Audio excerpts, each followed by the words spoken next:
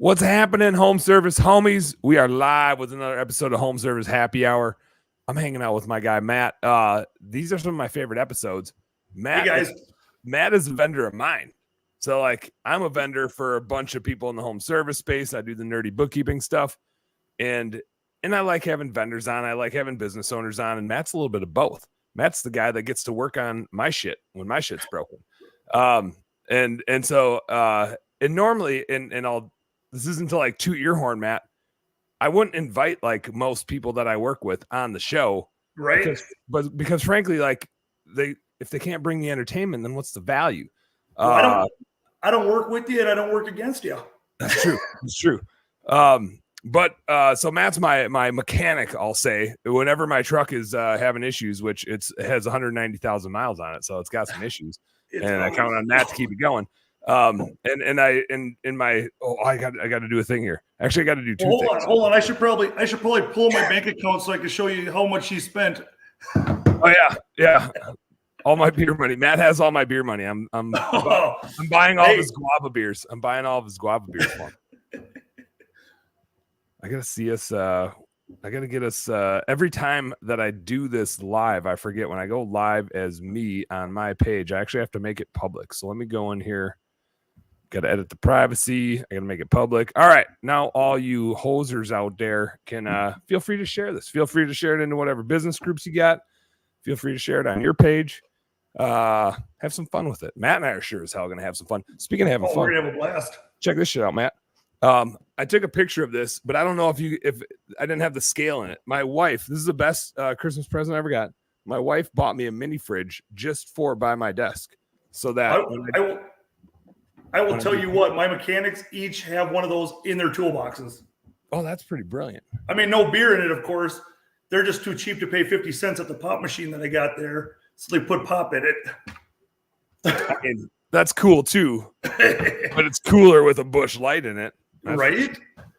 So I got 4 ready to go. If I run out of those, I'll text my wife quick and have her run some more. And every once I'm going to work on getting a sugar high first. Yeah, you got the guava beer. You got your Ace guava beer. Hey, it's good stuff. Dude, I bet it's refreshing as hell, too. It's got a little cider to it. Look at gluten-free vegan. Oh, it's probably free range, too. Yes. I bet it's free range. Oh, I mean, organic, free range, cage-free beer. Never been in a cage. Shipped across seas. Well, then it probably wasn't a cage, actually, so it's probably not cage-free, depending on what you count as a cardboard box. Maybe that's a cage. It came over in something. Had to get here somehow. I'm just wondering if they had any problems at the border. Where is it made? I think it's San Diego. Oh. Depends which way they went around. They could have came all the way across, or they might have went Panama Canal on it. You know what? I think, I can't. Well, it says California. California. The country of California. Have you ever done business with California before? You probably not, because you're like locally, right? Well, you know what? I buy some parts out of California. Okay. Running into all this part shortage. I mean, now you get your parts where you can kind of get them. Yeah, that's true. That's true. So I mean, we ship them. Depending on what we got to get to try and save the customer some money. I mean, if we got to ship something in, we'll ship it in. You got to do what you got to do. Yep. Look, I'm sure you've had to ship some shit in for me every time. I'm like, hey, Matt, I thought I broke my shit again. Hey, how is it doing right now? Dude, I almost don't even want to talk about it because I don't want to jinx it. You wouldn't even guess. The vendor actually told me that I need to get your truck back in so I could give them temp readings because they didn't believe the part was bad. I said, well, the check engine light don't lie. Yeah, check engine light. The only other excuse or explanation for it would have been that the check engine light was broken. Right. But now that there's a new part and the check engine light didn't come back on. So my only other explanation would be that you uninstalled my check engine light. That's the only other thing that you could have done. Well, that's another story we got to talk about. There's a story about that. Let's do that. Matt, we'll get carried away if we don't do this first. So let me say this. Hey, everybody, Home Service Happy Hour brought to you by Best Damn Bookkeeping, because I always forget to talk about my business. So if you need bookkeeping help, there's a logo up here on my background, and then there's a QR code there. And so if you need nerdy financial bookkeeping help, that's my jam. If you're in the Twin Cities and you need somebody to work on your vehicles, that's his jam. Matt, Come on down. Matt, let's do a little history sesh here. Sure. Because all I know about you is that you run this mechanic shop and we ice fish in a lot of the same places and you like to kill stuff and eat it too. And then in between that, you like to drink some beer. So we got a lot in common, but we got to go back in time a little bit. What, were you always a card? This is the thing that makes me jealous. Like I like getting my hands dirty. I like fucking with stuff. Yep. But I sit at a computer all day. I'm a finance dude. This is just the life I'm living. I work on people's businesses all the time, but I don't get to like work on stuff. I like doing projects. I like doing handy stuff. But every time I see you, your hands are just greasy as fuck. And I'm like, oh, dude, like I'm pretty jealous of that. Like that, there's something to be proud of with that. I love doing it as a passion, brother. Have you always been just a take shit apart and put it back together guy? Yeah, I was about 6 years old, and my old man, he was tearing apart a 66, 65 Mustang, taking one motor out of one, swapping it in the next. And I was hooked. I asked my dad, I said, hey, can I help? Dad goes, well, why don't you just do it? And like he gave me a wrench set. He said, start pulling these bolts. And you know what? When you get done with them bolts, come get me. And I said, well, all right. So I did that. The biggest thing, what got me driven on it, was when Dad said after the job was done, now go turn the key.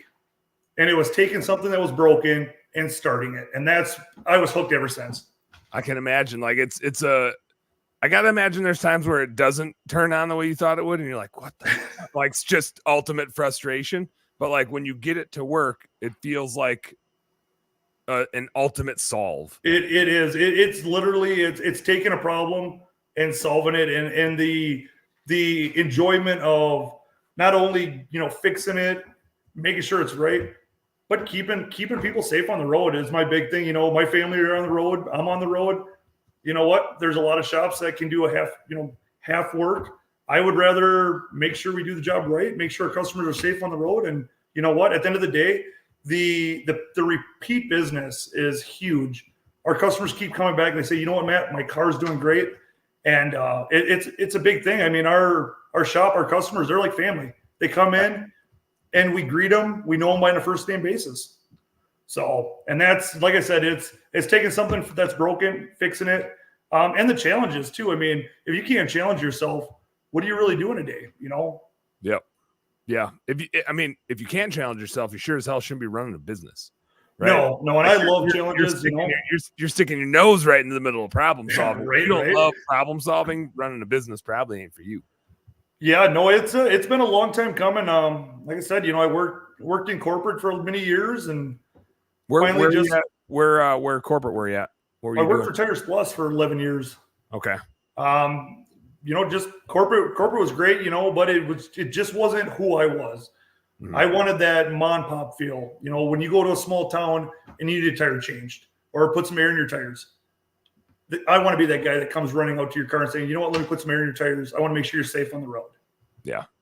Not that guy that says, you know what, I need $5 to put air in your tire. What was there a tipping point where you're like, I want to run my own thing? Was there like a specific catalyst, or was it just something you kind of dreamed of doing and you're like saving up to do it? What sent you down the path of running your own business? I was doing it out of the driveway at home after I left, corporate, and I was enjoying the customers. My customer base was big. It started with a couple cars out of the driveway, and in about a week, I had about 7 cars sitting in the driveway, and it was a matter of I was using trouble at some point here. I was using everyone pretty much in my neighborhood. I was using their driveways to park cars. and the wife just goes, you got to take this somewhere else. You have to go pay some rent somewhere else, buddy. Right. Pay a little sales tax, right? Yeah. So was there any specific thing, like any certain type of car, any certain type of vehicle, any certain type of work that is like the bread and butter for? Is it working on the engine? Is it working on whatever else that gets your mojo going? Anything that's got a motor that runs, starts and runs. I mean, that's got it. Is it cars and trucks only? Do you work on like snowmobiles and like personally or professionally, snowmobiles or four wheelers or side by sides. I mean, there's so much other shit out there, boats, whatever. No, none of that. Just cars and trucks. We dabble into the diesel stuff. I don't push the advertisement for the diesels, but we do a lot of diesel stuff. We have a bunch of fleet companies that we deal with. So kind of what kept us going through COVID. Well, God, I suppose. What is the difference with the diesel? This is just coming from somebody that doesn't understand anything about how motors work, besides that there's pistons and many fires going off in there. But what's the diesel doing that creates a different fix for you guys? I mean, it's more labor intense and stuff like that. I mean, you almost have to understand the motors and how they run compared to like a gasoline motor, because it's almost two different things. I was gonna say, is it heavier? Because I know like ice fishing, they don't let diesels go out. They specifically talk about diesels as if they weigh like 75 times the amount of a gas engine. Is that a thing, or is that they're quite a bit heavier? We ended up just this last year, because we were doing more diesel work and stuff like that. We ended up buying a forklift just to get the diesel engines in and out. They are that much heavier. Okay, they are. Yep. Our engine picker, it wasn't doing enough for what we were doing, so we ended up buying a forklift to get the engines in and out. Huh? I was gonna go there later, but let's go there now. I mean, you've got lifts and jacks and this and that thing. If there was one piece of equipment in that shop, like what is the thing, right? I think of like home service businesses, and like you got your pressure washing guy, and it's like that pressure washer, right? And there's accessories that go with it, but if that thing shuts down, like you're fucked, right? Or the main tool that runs that shop. Yeah, if you're sealing garage floors, like you need that diamond blade chiseler thing to like eat up the floor and like do all the stuff, or like you're out of business. What is that big piece of equipment? I tell you what, it'd be my scan tool. If I didn't have my scan tool, or there's been times I forgot it here at home because I had to scan the neighbor's car. I shut down. I am without that piece of tool. I'm just a parts hanger. I can't figure out your car. I mean, that yellow light, that tells me nothing without that tool. Yeah. So when you're saying scan tool, I mean, imagine it's the thing like when I'm sitting with you and you plug it into my truck and say like, here's the thing that this is telling me what's going on. Then I'm gonna like dive in there. It tells me where to start looking. It's that computer system? Basically? That is. So I mean, the scan tool will get you to where you need to start looking to diagnose the car. I mean, it's not going to diagnose it for you. You know, when people go, well, you just plug it in and tell me the code and you know what's wrong. It's not that easy. I mean, a code could mean 10 different things. Yeah. Until you dig in there and start figuring out, where the process of elimination is, you got to find the problem. And that's where diagnostic time and all that comes in is not when you plug in the scan tool, but when you start, personally going into that car and starting to figure out, well, is it 1, 2, or 3, or what is it? Yeah.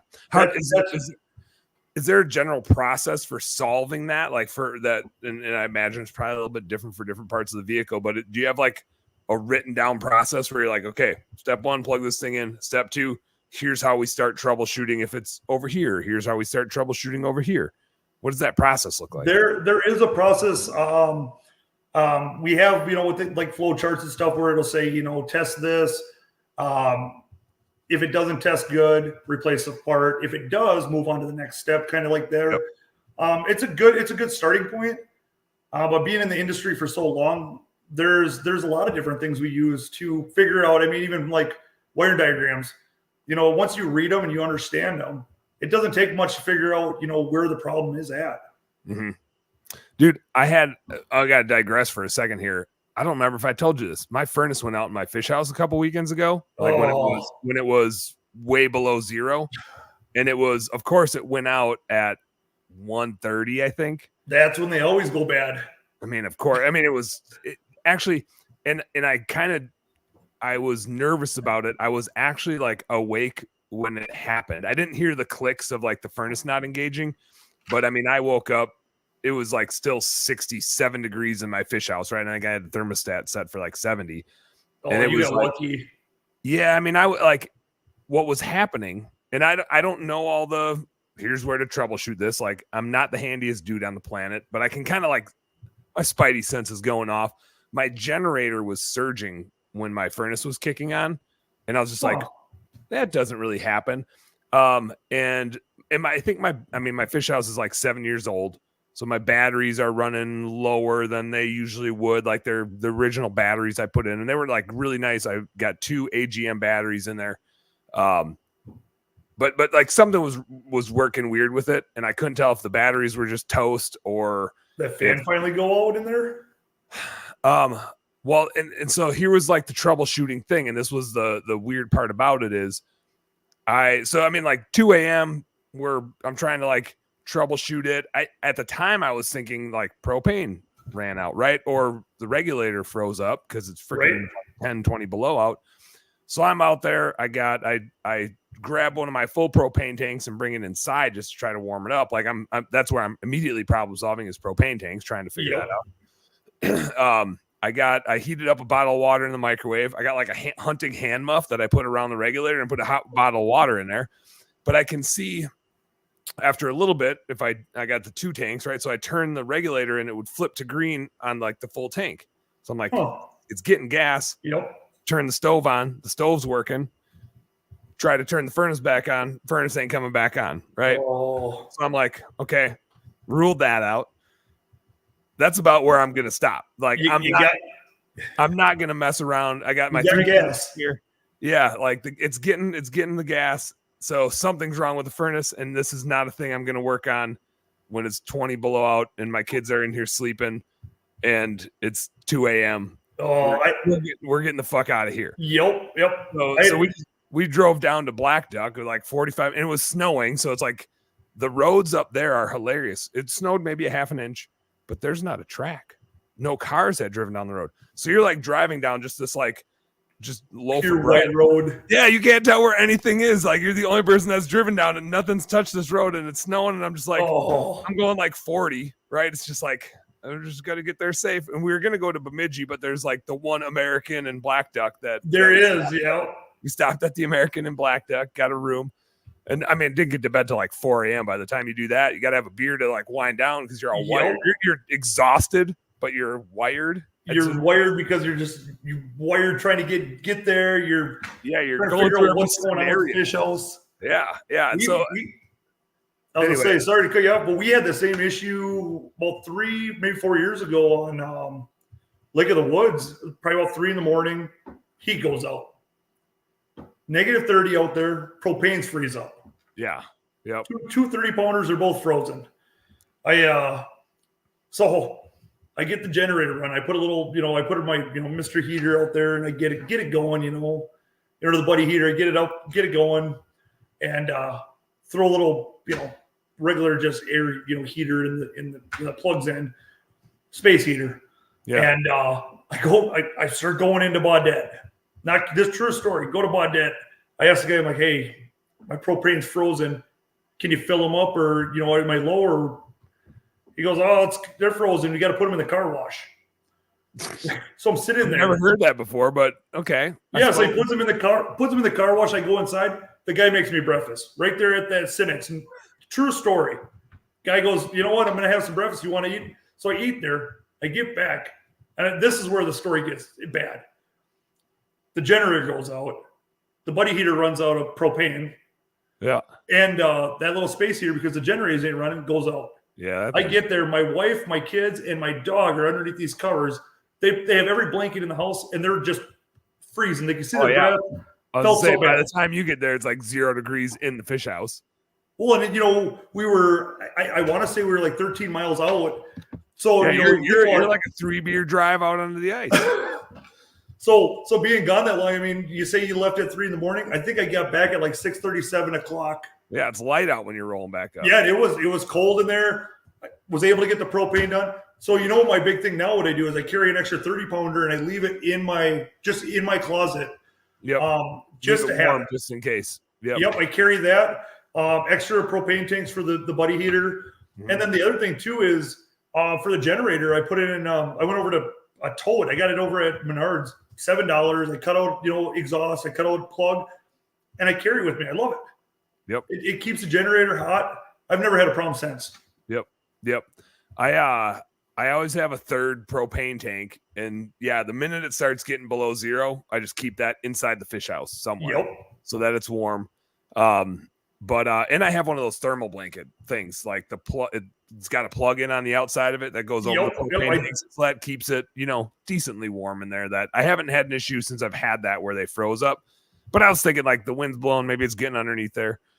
But so here's what this was like a frustrating thing of working with a mechanic that didn't have good customer service and didn't problem solve.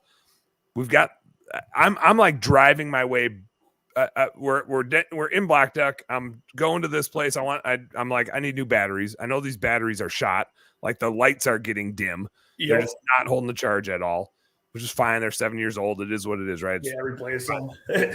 So I'm like trying to find batteries, and I'm also trying to call different shops saying like, hey, we have a limit switch that we can swap out. We got a sail switch we can swap out. We can figure out an igniter. Like, what is, just point me in the right direction. Like, we're out there. I don't want to pull this thing 2 hours away to have you work on it. Can you just like, I'll drive down and buy whatever you have, and I'll pay like triple for whatever you have. If you, if you price don't matter when you're cold. Yeah. Like, just give me the order of operations of how to troubleshoot this. And I forget the Park Rapids, we called whatever shop, Smoky, whatever. Smoky Hills. Yeah. And it was a Saturday. Maybe it was a Friday. It was either Friday or Saturday, but like the guy clearly didn't want to be there.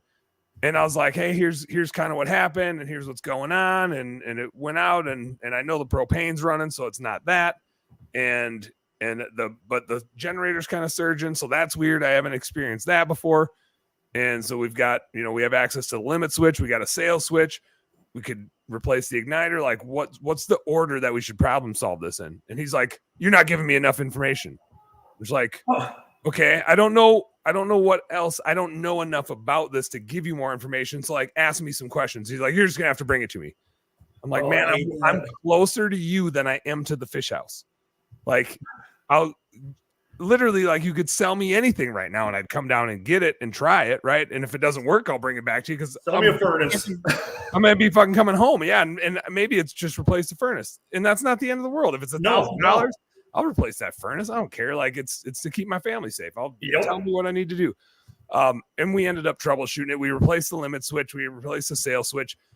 That actually got it working for like a period of time, but the house got from like 20 degrees back up to like 60, and then the furnace conked out again. It was like, shit, like, now what is it? Oh, I could just imagine where you're going with this one. It ended up, then we replaced the igniter and haven't had a problem. It ran the rest of the weekend. And I don't know why it would have conked out.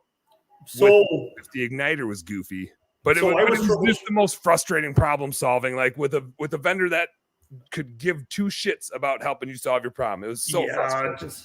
You know what though, and you're gonna get, that anywhere you go. I mean, you're gonna get some good customer service, and some places you're just not. They don't want to be there. They're there for a paycheck. Where that was like him. I tell people, I go to work in the morning. I get up, and you can ask my kids. I get up in the morning, and I've got the energy. I'm running out the door. It's my passion. I love going to work. Mm-hmm. As much as it sounds horrible, I love doing what I do. Yeah. It's just like the thing you're passionate about, right? It doesn't feel like work. You're just helping people solve problems. You're helping people solve problems that the shit you would be taking apart if you weren't working. Like, if you weren't working, you'd either be out ice fishing, drinking beer, or both. Or yeah. Well, I mean, like, or for sure both. You can't ice fish without beer. Like, the minute your beer's gone, you're like, I guess we're done ice fishing. There's been times I've been out on the lake, and it's literally because my phone don't stop. And I'll literally set appointments from the fish house, and literally the guys, it'll pop up on their screen, hey, appointments coming in at so-and-so time, because they have the same software, and I can get on the software and set it up, or the network system, and they know they have work coming in. Yeah. And our crew, we have a great crew. They love being there. They're the same thing. They're there for the passion.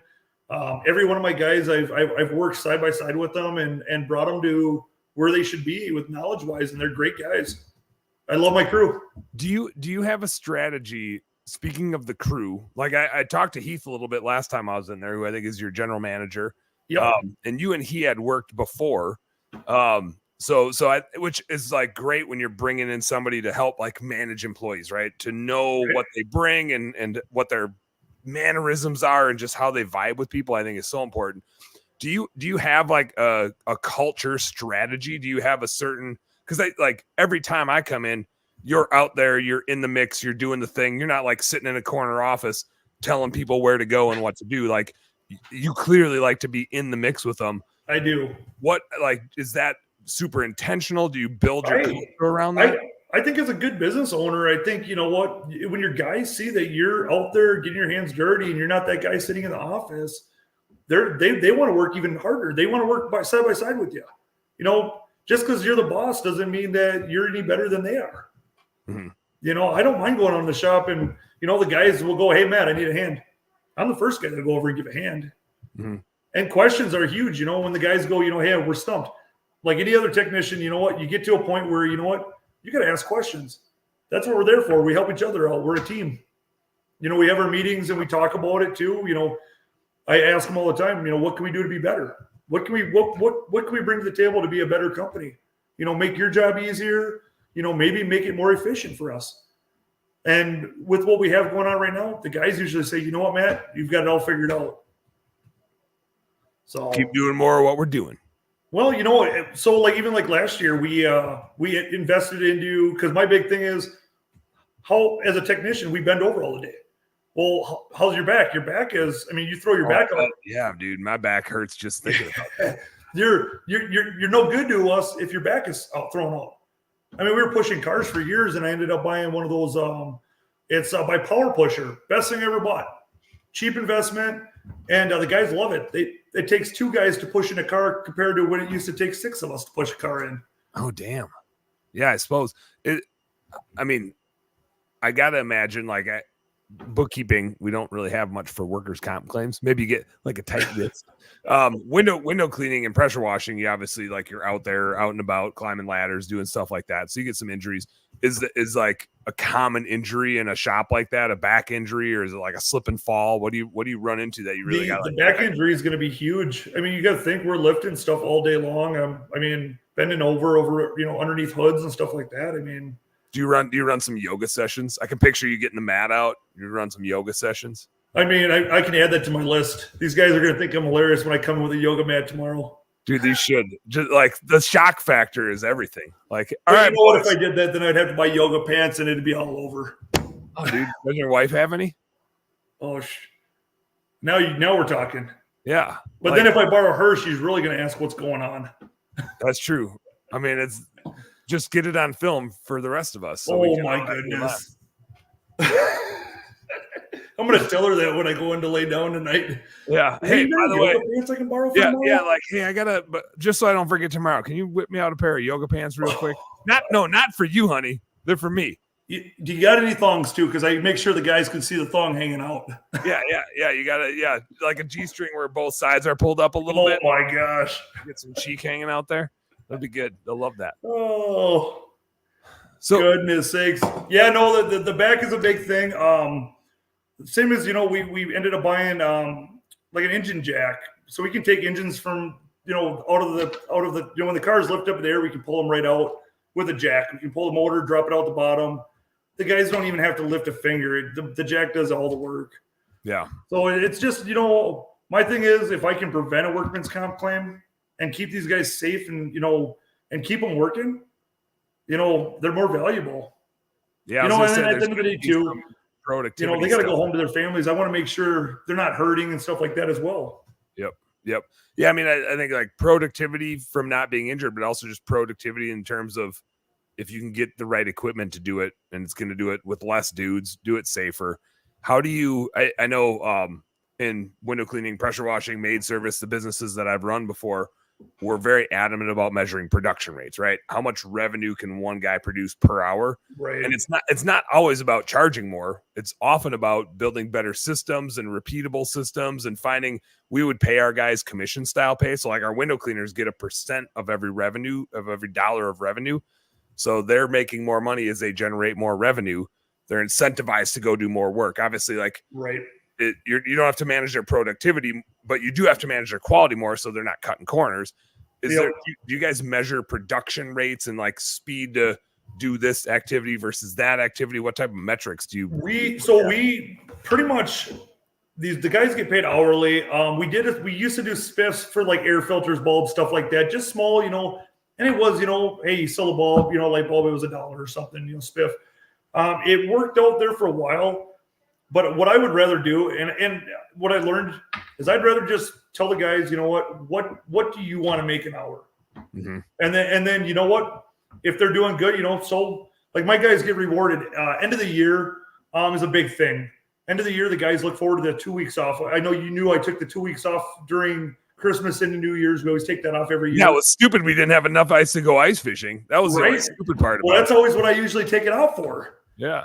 But what I do is I bonus them based off of productivity through the whole year. So the company profits, I bonus them. So like this last year, we had a really good year. Not based off of like pushing sales and stuff like that, but our overall numbers, we had a really good year. Mm-hmm. Turned a lot of car, and that was my big thing this year. It wasn't about the dollar amount. I wanted to turn more car count this year. Mm-hmm. Said, hey guys, let's turn more car counts. More car count means, we're meeting new customers. We have new clientele coming in. I want to, increase our car count by getting new clientele in the door. Yep. We had that this year. We hit the numbers, and so every guy got the 2 weeks paid vacation plus bonus checks. Nice. So I mean, every guy, they were able to spend the holidays with their family, and I think that's a huge thing. Yeah. Because we're a family-run company.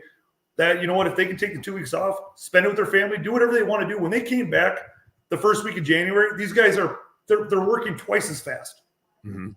And not saying the quality's gone down, but they're working more efficiently. Oh man, and especially like in that sort of labor, you can see it in how fast they walk.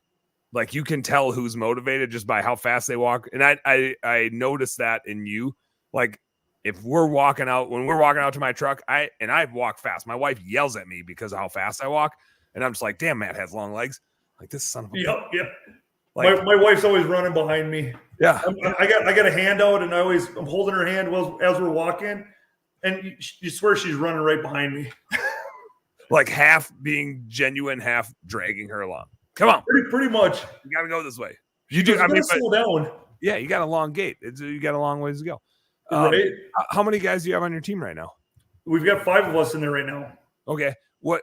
Obviously, like you and Heath go back. Where do you find the other guys? Are they guys with experience? Are they guys that you knew? Are they guys that say they've got some chops and you find them off Indeed.com? Where do you find the right dudes? You know what? Trying to find employees now is probably the toughest thing anyone can ever do. I mean, you're going through multiple employees until you figure out which ones are staying and which ones are going. Because I'm pretty picky on who I keep and who works for me.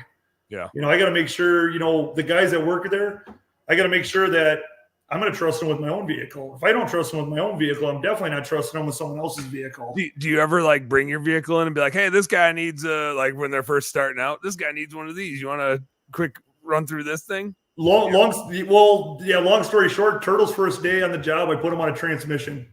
Said, hey, you're pulling that Chevy transmission. He just goes, he's probably only in there for maybe 30 minutes. I said, yep, that's your first car of the day. And that's when I realized, you know what, he's staying. He didn't bicker or nothing. He jumped on it right away and said, okay, let's get her done. Let's do this. But you know what? I bring my truck in, to have them swap out my winter and summer wheels. And my summer wheels, it takes 2 guys to get them off the truck. You've seen how big they are. Yeah. And I literally hand it to the smallest guy in the shop, and I just say, hey, and that's a way of looking at it. Cause you know what? He's a small guy. There's no way he's lifting them tires off and on. But you know what? That goes back to how good of a team I have. He'll ask one of the other guys, hey, can you give me a hand on this? And all of a sudden you got 3 guys on my truck at once. Yep. Because they want to make sure it gets done and gets done right. When you're looking to hire more guys, do you have better luck trying to find guys with experience, or do you run into them being, bullheaded? Here's the way I do it, and so you have better luck finding guys with less experience because you can train them and coach. Less experience is as much as some people argue the fact. The best thing I've had, pretty much every one of my guys have came to me as an entry level. They were lube techs. Mm-hmm. And now these guys are full on wrenching. They're diagnosing cars. They're wrenching. And it only took me, I think my longest tech there, it took me 2 years to give him every little bit of my knowledge. He can run a scan tool. The guy pulls motors and he can rebuild an engine. and he's out. The motors are out the door within 3-4 days. I mean, he just did one the other day on the Chevy Cruze, and he had that whole motor tore down while I was out of town in South Dakota. Came back, he had it back to the customer. He had it done Thursday. They got it picked it up Friday. You probably don't know this about me. I own 50% of a recruiting company, and I was curious to hear your answer because we recruit mostly technicians. Sometimes we'll recruit an office manager, sometimes a salesperson, primarily for home service companies. And I was curious to hear your answer because what I see in home service companies, having run a bunch of them, and because we recruit for hundreds of them, is exactly what you said. The best employees we find, you're looking for attitude and work ethic. Yep. They don't need to have experience. Generally, we're not, especially like on the technician space. Now, your world's a little bit more technical than our world, like especially for hiring a home cleaner. Generally, people kind of know how to clean stuff. Pressure washing or window cleaning, there's a little more stuff you can break. Garage floor coatings, a little more stuff you can screw up, and the cost of screwing up starts to get higher, right? But yes, it's just so much easier to take somebody that likes to work hard, walks fast, and has a great attitude. You can usually teach them to do what we need them to do. You just can't teach somebody to have a good attitude. You can't really teach somebody how to work hard. I've had technicians where they've came in. Actually, had a couple guys that were older than I was that came in and worked for me, which is not a big deal. But they didn't want to take authority from a younger guy, and so we just parted ways. We found out this wasn't working for both of us. It was a mutual deal, and I said, let's go both ways. Yep. Because my thing is I'm driven. I know what I want done, and even age to me don't mean nothing. I mean, as long as you can guide your crew and lead them, being a good leader is a huge thing. Mm-hmm. And we had a customer the other day text me out of the blue. A guy named Todd, great guy. We rebuilt his motor. He had an issue with the push rod and stuff like that, and the lifters, and had some issues. Great guy. And he texted me out of the blue. I did a follow-up text with him, and I said, hey, just want to check and make sure your truck's doing good, because that's my big thing is follow-up. Sometimes no news is good news, but you know what? I like to, hear that, hey, my car is doing good. It just makes me feel good. You literally, when I was thinking about texting you to say, hey, check engine lights off, like she's running smooth, you literally beat me to it. You followed up with me before I even said anything about what the hell is going on with the shit you worked on my truck. It's a big thing though, because you know what? Honestly, it leaves your customers knowing that just because you've left and you paid for your car doesn't mean that you're just out of sight, out of mind. It's still, with us that we want to make sure your car is fixed, and it's fixed 100%. Mm-hmm. And he reached out to me, what I was getting at, and reached out, and he just says, you know what, Matt? He goes, what drives your shop is a good leader. And he goes, you are that guy for that shop. And the way you run your shop and your crew, he was blown away. Because we are a smaller shop. We don't have a storefront. We don't, you drive by the warehouse, you wouldn't even know a shop was in there. With the first time I came, I was just like, am I going to get killed? Am I what's going on back here? Am I getting suckered? Am I getting suckered into an alley right now? Yeah, it's a little sketchy coming out of there in the dark, but I mean, it's tucked away. And I'll tell you what, we've had great customers coming in. When people walk in the door and they see what we have for a platform or shop, they're just like, we would have never thought it was like that. You got a gem back there. It's a gem. I love it. I love it. I've been there 10 years and I love it. Is that when you guys officially started up was 10 years ago? What was the Yeah, we got in there in 2014. Okay. Damn. So then everything you see there, we put together in that shop. I mean, it was pretty much a blank canvas when we got in there. What was in there before you? Do you even know? There was another mechanic shop in there, but they had no hoist or nothing. They literally were just wrenching on the ground. Oh, damn. Couple guys slide on under here. We'll drive this up on a little ramp and start working. They had ramp. That's no joke. They had ramps. They had jacks. When they did the showing for us, they had every car in there, and it almost looked like Tetris. It was. And the landlord goes, "Well, you're not going to run it like this." And I said, "No." I mean, it took time to get started. It took time to get where we're at. But you know what? I love it. I love the way we have our layout set out. I love the comments we get from, even the compliments we get from our customers when they walk in and go, "Wow, that's a clean shop." It is. I mean, we have we personally, it's actually my cousin that comes in every morning and that works for me. And he's been with me, gosh, as long as I can remember. And he loves it. He comes in, he cleans the floors, he takes the garbage out, and then he gets right to working on cars when we get there. Hell yeah. Hell yeah. It is. Yeah, if it wasn't for him, that shop wouldn't be like that. So thank you, him. Thank you, cousin Jimmy.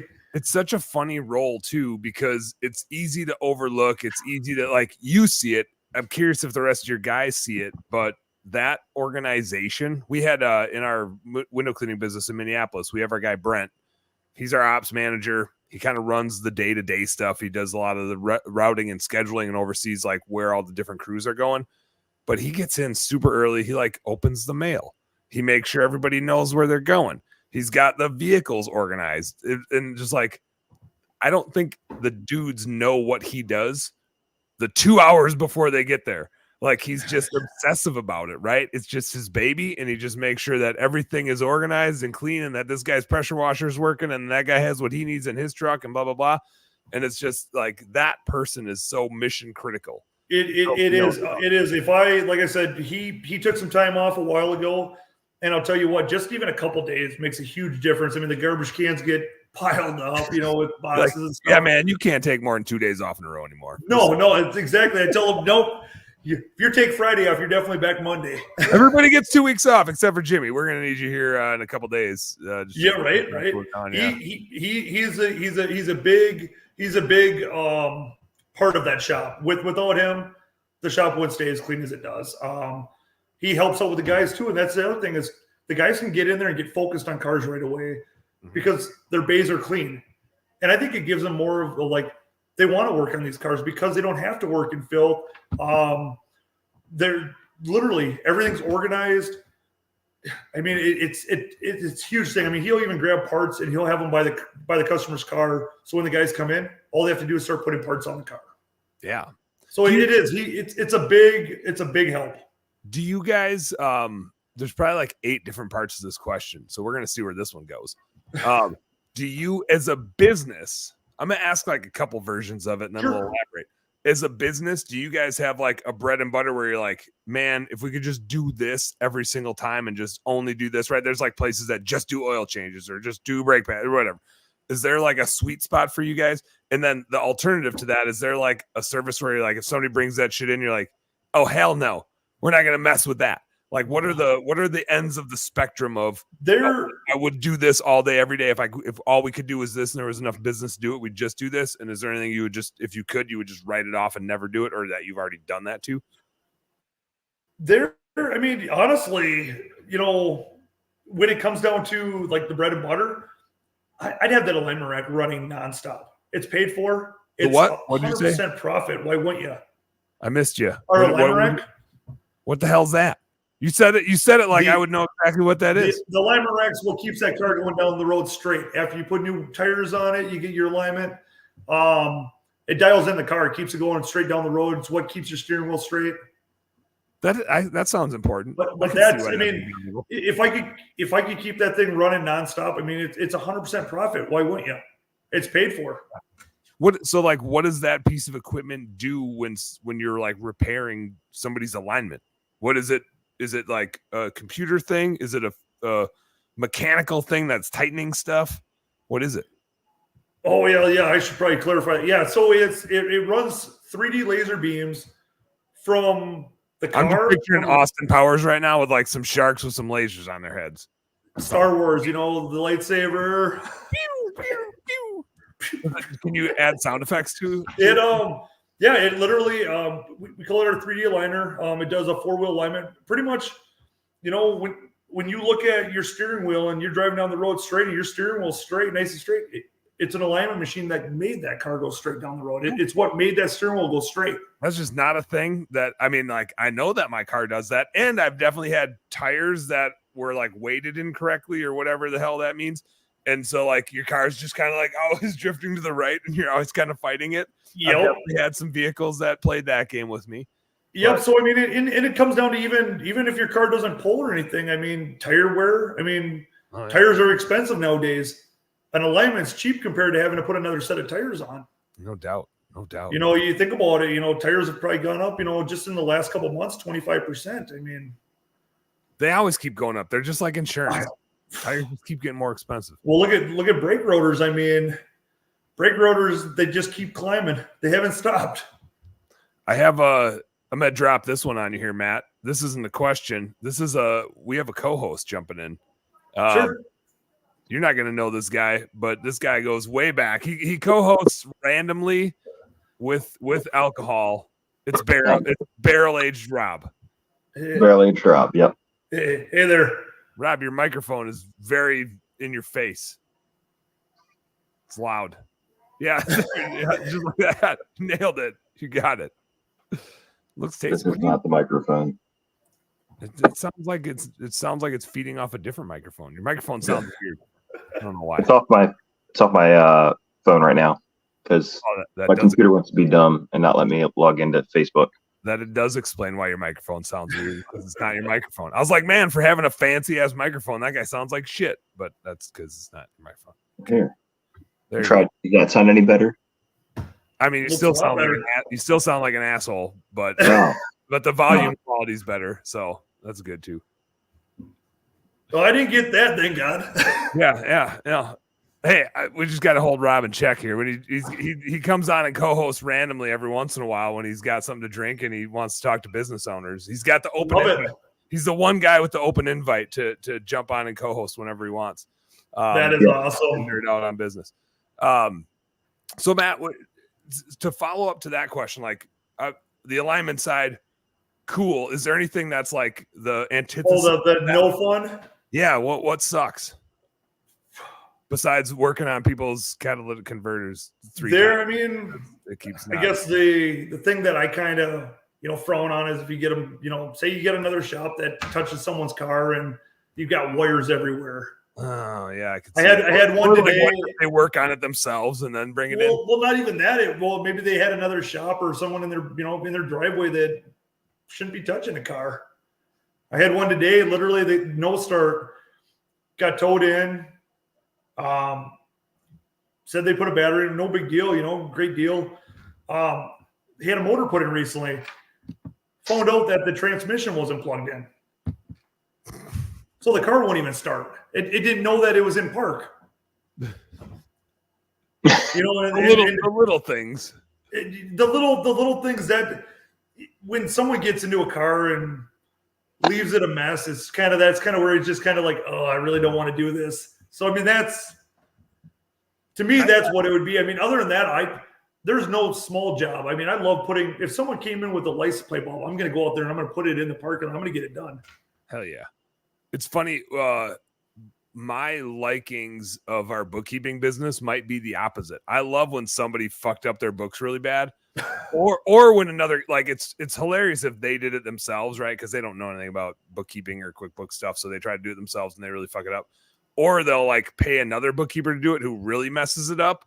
And they're like, I think this is bad, but I don't really know. And then we'll get our hands on it. And I'll be like, oh no, like this is terrible. But like I can fix it. And now I get to like feel good about myself that I can solve that problem for somebody. So I kind of like those because it justifies my existence a little bit being a nerdy bookkeeper dude. But it also that probably goes back to like that accomplishment, like you feel good after fixing something. Yeah, let me solve a problem for you. Like that's actually what's worse is when they don't realize that their stuff is really fucked up, and then they come to me and they're like, "Yeah, everything should be fine. I just want to have you guys doing it going forward." And then I open it up, I'm just like, "It's not fine at all." I had one this year where I was like, "I get that you were like that you had really good intentions, but we're gonna burn this one down and we're gonna start a brand new QuickBooks for you, and that'll be cheaper than us fixing like." If we do this the first time, and I bet you run into this with cars too, it's like if I were to do this the first time and it was just I just need to replace this thing, that would be this. But instead, because you went in and fucked it up, I need to figure out what you did, figure out how to undo it, figure out what needs to be done correctly and then do it. So it's about 4 times as long for me to undo your shit and do it right than it would have been just in the first place. It happens more than you think. It happens more than you think, where it's like someone's got in there and it's just like, well, you got that done, but now I got to pull that back out so I can fix the problem. Yeah. You created more blockage. You created more. Your problem. I had this car in here in the shop not that long ago, and the airbox, the guy, instead of just going to buy a $20 airbox, tube, he took duct tape and he just duct taped it, and it was everywhere.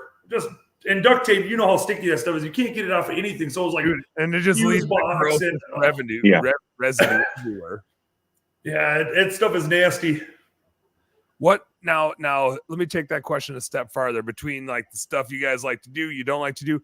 Do you have specialized employees where you're like, this dude is the engine guy, this dude is the muffler guy, this guy is really good at that? Like, I assume everybody's got like things I do. Yep. They like to do more, but do you like on your org chart? Do you have guys that like this is what this guy does, and we don't even like let him touch his other stuff? How do you use their skill sets? And when you're trying to hire somebody, are you actually like looking for a tire guy or an engine guy or this guy or that guy? So I've challenged every one of my guys to feel them out. My biggest thing is put them on a job that they've never done before and challenge them. You're going to figure out their weaknesses and if they can handle it. If they can't handle it, the next job that they do, they're not going to touch. But you walk them through it so they understand how to do it side by side with them. And then you kind of, you train them into it. But you know what? Some guys you just know, like, hey, that's going to be my light duty guy, is what I call it. He's going to do my brakes, tires, oil changes, tie rods. The things we can't screw up so bad. Do the basics. Where you got a guy that, like my head tech, I throw him on a motor. I don't even walk by him anymore. I just let him get out of his way because he doesn't like no one bugging him. Get out of his way and just let him work. Yeah. And he gets the stuff done. And then you got, oil changes, the guy that does the oil changes. I know that he's strictly just a light tech. His knowledge is, he could probably do a lot more, but this is what he's here for. Until I can challenge him a little bit more on, say, tie rods or brakes or stuff like that, where I can be right next to him through it. Because I don't just throw a guy on it. Any of my guys have never been just thrown on a job without me standing over there, just kind of not shadowing, but observing, kind of seeing, because, and then I ask the questions too, where a lot of shops don't. Ask any one of my guys, when they back out a car, even to this day, hey, what did you put in for air pressure? Did you torque the wheels? I'm asking them the questions. How much oil did you put in? The only reason I'm asking them questions is so there's no failure. There's no forget, hey, I put 7 quarts of oil in it. I know he put oil in that car. Torque the wheels. What did you torque it at? Just simple question, not offending them. Hey, I torqued it at 100. Now I know all 4 of them wheels are torqued. They're made sure that the wheels ain't coming off on a customer. Yep. So, it's like the questions, but that's where I determine what jobs I put the guys on is pretty much based off of what I've observed and understood that, hey, you know what? His skill set only is going to allow him to do this until I train him to the next step. And there's stuff I dive in and, and get them over there. And if they've never done it before, show them. Yeah. Because guess what? If I can go ahead. I was going to say, if I can show them how to do the job, well, guess what? The next car that comes in, I won't have to do it. I'll put him on it. He's already seen it once. He should be able to do it the next time. Is there like a normal type of work where when you see this thing come in with that thing, you're like, all right, I'm on this one, or I'm going to assist with this one because of the way that it is? There is. Yep. Like, no, you're going to need to jump in on it? There is. The last couple, probably about the last year, I've kind of tapered back a little bit. I do all the diesel work, of course. But I got to the point where now all I'm running is the computer system. I'm diagnosing these cars and I'm handing cars off and saying, hey, you know what? This is what this car needs. Fix it. And what it is I'm getting the diagnosing it, getting it done right, and getting the problem solved quicker so these guys can move on with the job and get it fixed and get the customer out the door. Yeah. Here's an interesting question for you. And I don't have a preconceived notion about this, what this should look like. but it's surprising to me, and I don't know why. I have noticed you guys don't have like an office manager and admin. Like when I walk in, it's usually like I find you or I find Heath or whatever the case is. I was actually at a Tires Plus today because I had a boat trailer tire that blew out on me and I just ran. You're killing me. Right. I mean, like there's a Tires Plus that I could have rolled my flat tire to. It's like right next to me. So I took the boat trailer tire in there. That was sitting on my garage floor for 4 months. Like I forgot that the spare was still on. Oh my gosh. Like I was out in the garage working on ice fishing stuff and I was like, oh yeah, like I blew that tire on the boat trailer. I should probably go get a new tire put on there. Get a new tire. But it's just like the dudes that are there, they have like some dudes that come to the desk, but it's all the same dudes that are out like working on the stuff in the shop. Is there a reason you guys don't have not like a receptionist, but like an admin that's doing invoicing or billing or parts ordering or answering the phone? Like, is that strategic? Is it a role that you think you need? You just haven't found the right person for it. It seems that's all. Yeah, I was gonna say that's all Heath's job. That's what his job title is he's there to get down there, check in the customer, get them billed out, sell the work, get the parts coming. That's his job title. Okay. He doesn't touch a car at all. That makes sense. Just because we don't have the front, where you run right through the door, you're walking right into a shop. Yeah. Eventually, we'd like to, get a shop where we could have a storefront and stuff like that, and maybe get to that, that level where you get greeted right at the door kind of deal. Yeah.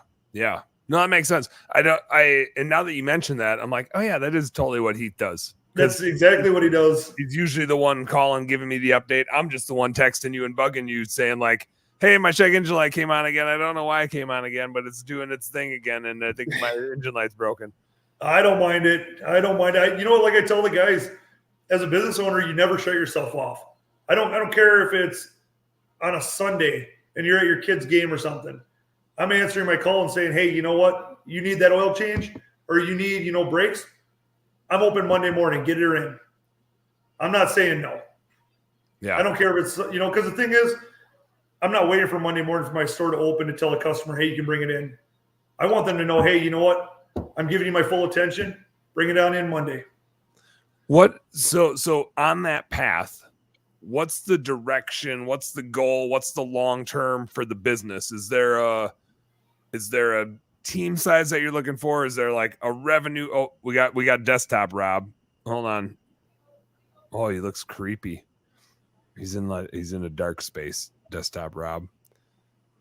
What is going on over there, Rob? Just got weird. Rob got weird. Looks like he's in the fish house. I was gonna say he's in a fish house, but he looks like he's more in like a Star Wars fish house. It does kind of look like Star Wars.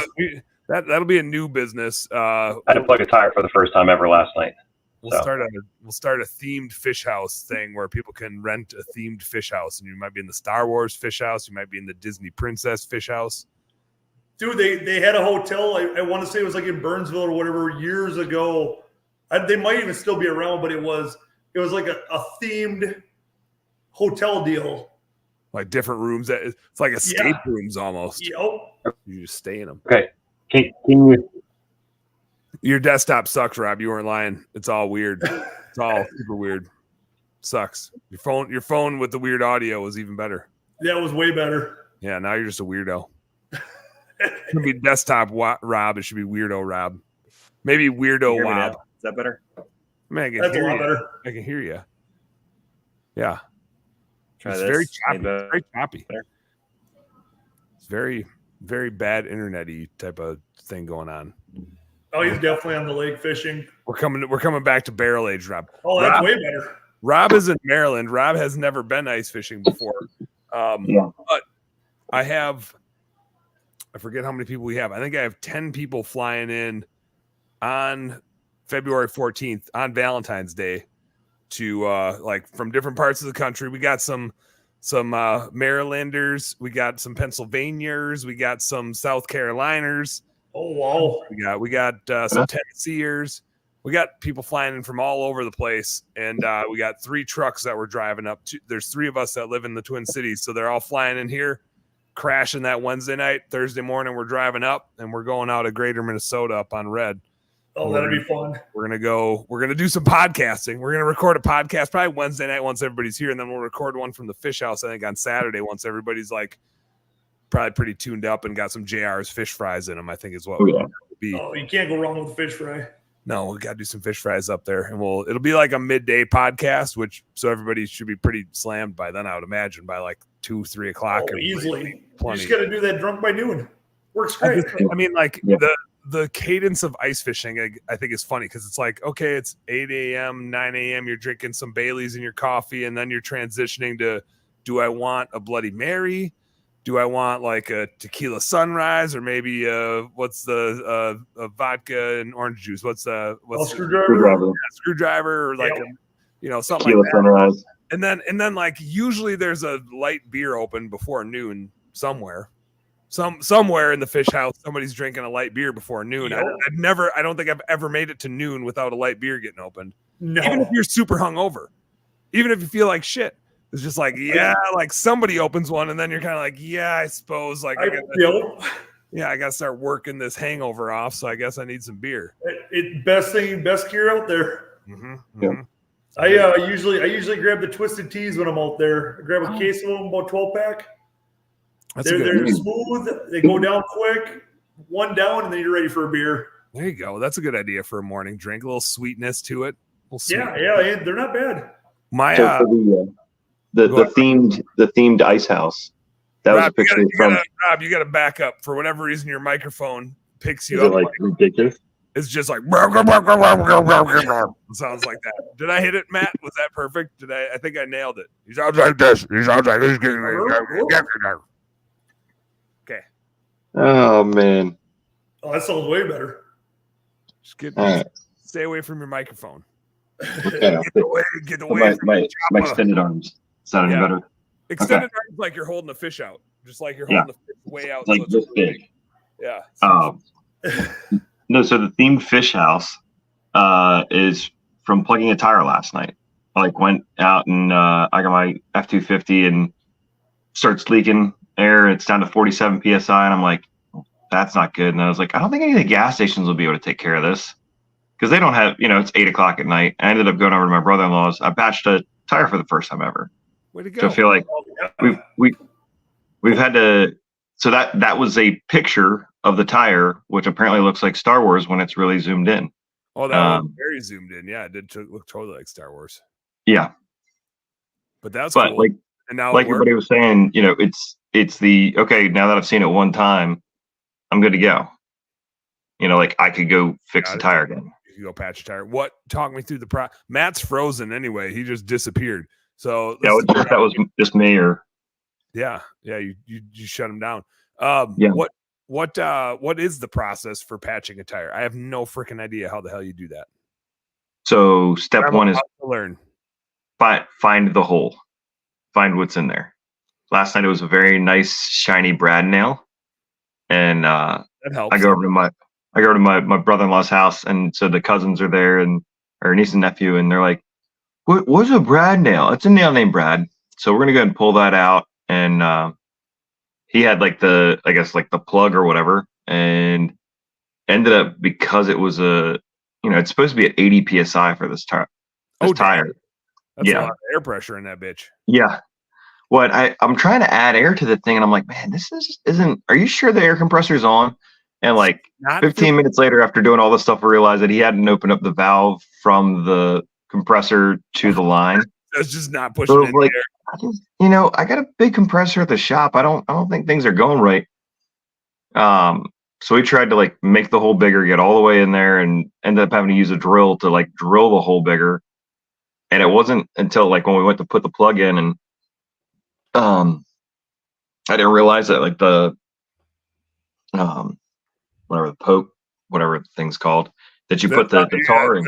That's got to be the technical. I think the thing with the split in it. There's Well, he's like, you got to maybe have to twist a bit. This is gonna get really interesting. Plenty of sexual innuendo. I tried to twist the whole thing all the way around, and he's like, that one came straight out. So we got to and it's crazy because you're just trying to shove the piss out of this thing. And are you going up the air valve or are you going in no. So like literally you pull the nail. I pulled the nail out. Yeah. And so right where the nail was is where we had to jam basically like a nail with a handle on it. So we could figure out what was going on, buy some time and then like puncture it all the way in through to the tire. Like you get this piece re-puncturing it in a way to get to plug the hole, but also then is that an avenue to squirt some goo in it? No, it was literally like basically like taking like back. Oh, he's back. He's gonna know what I'm saying is like factually wrong. Rob's teaching us how to patch a tire right now. Try not to correct him. It'll be more funny to watch him explain it. So my whole point was, you show somebody one time and now they understand how to do it. You're like, all right, you're good. You're good.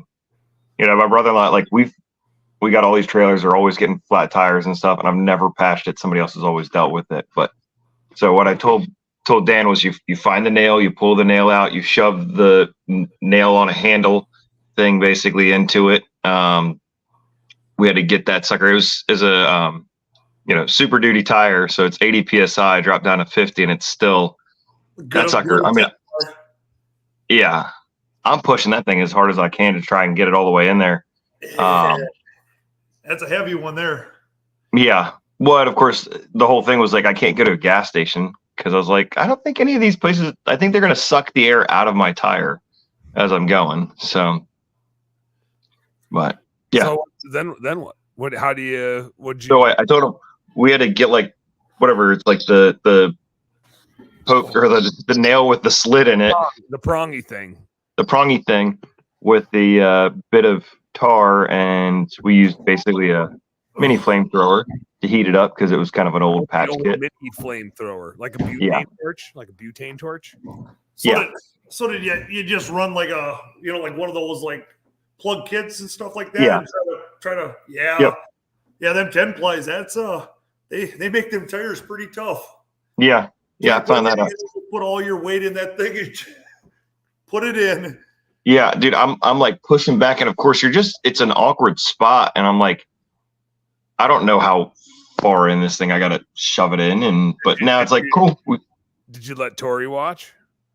No, she was at home. I had literally dropped my son off at soccer, and I was like, all right, I gotta go deal with this. I'll be back. And then I spent the entire hour. I spent part of that was going by a job site to see. I was like, hey, I wonder if these guys took down all the Christmas lights. I just for some reason don't think that they did.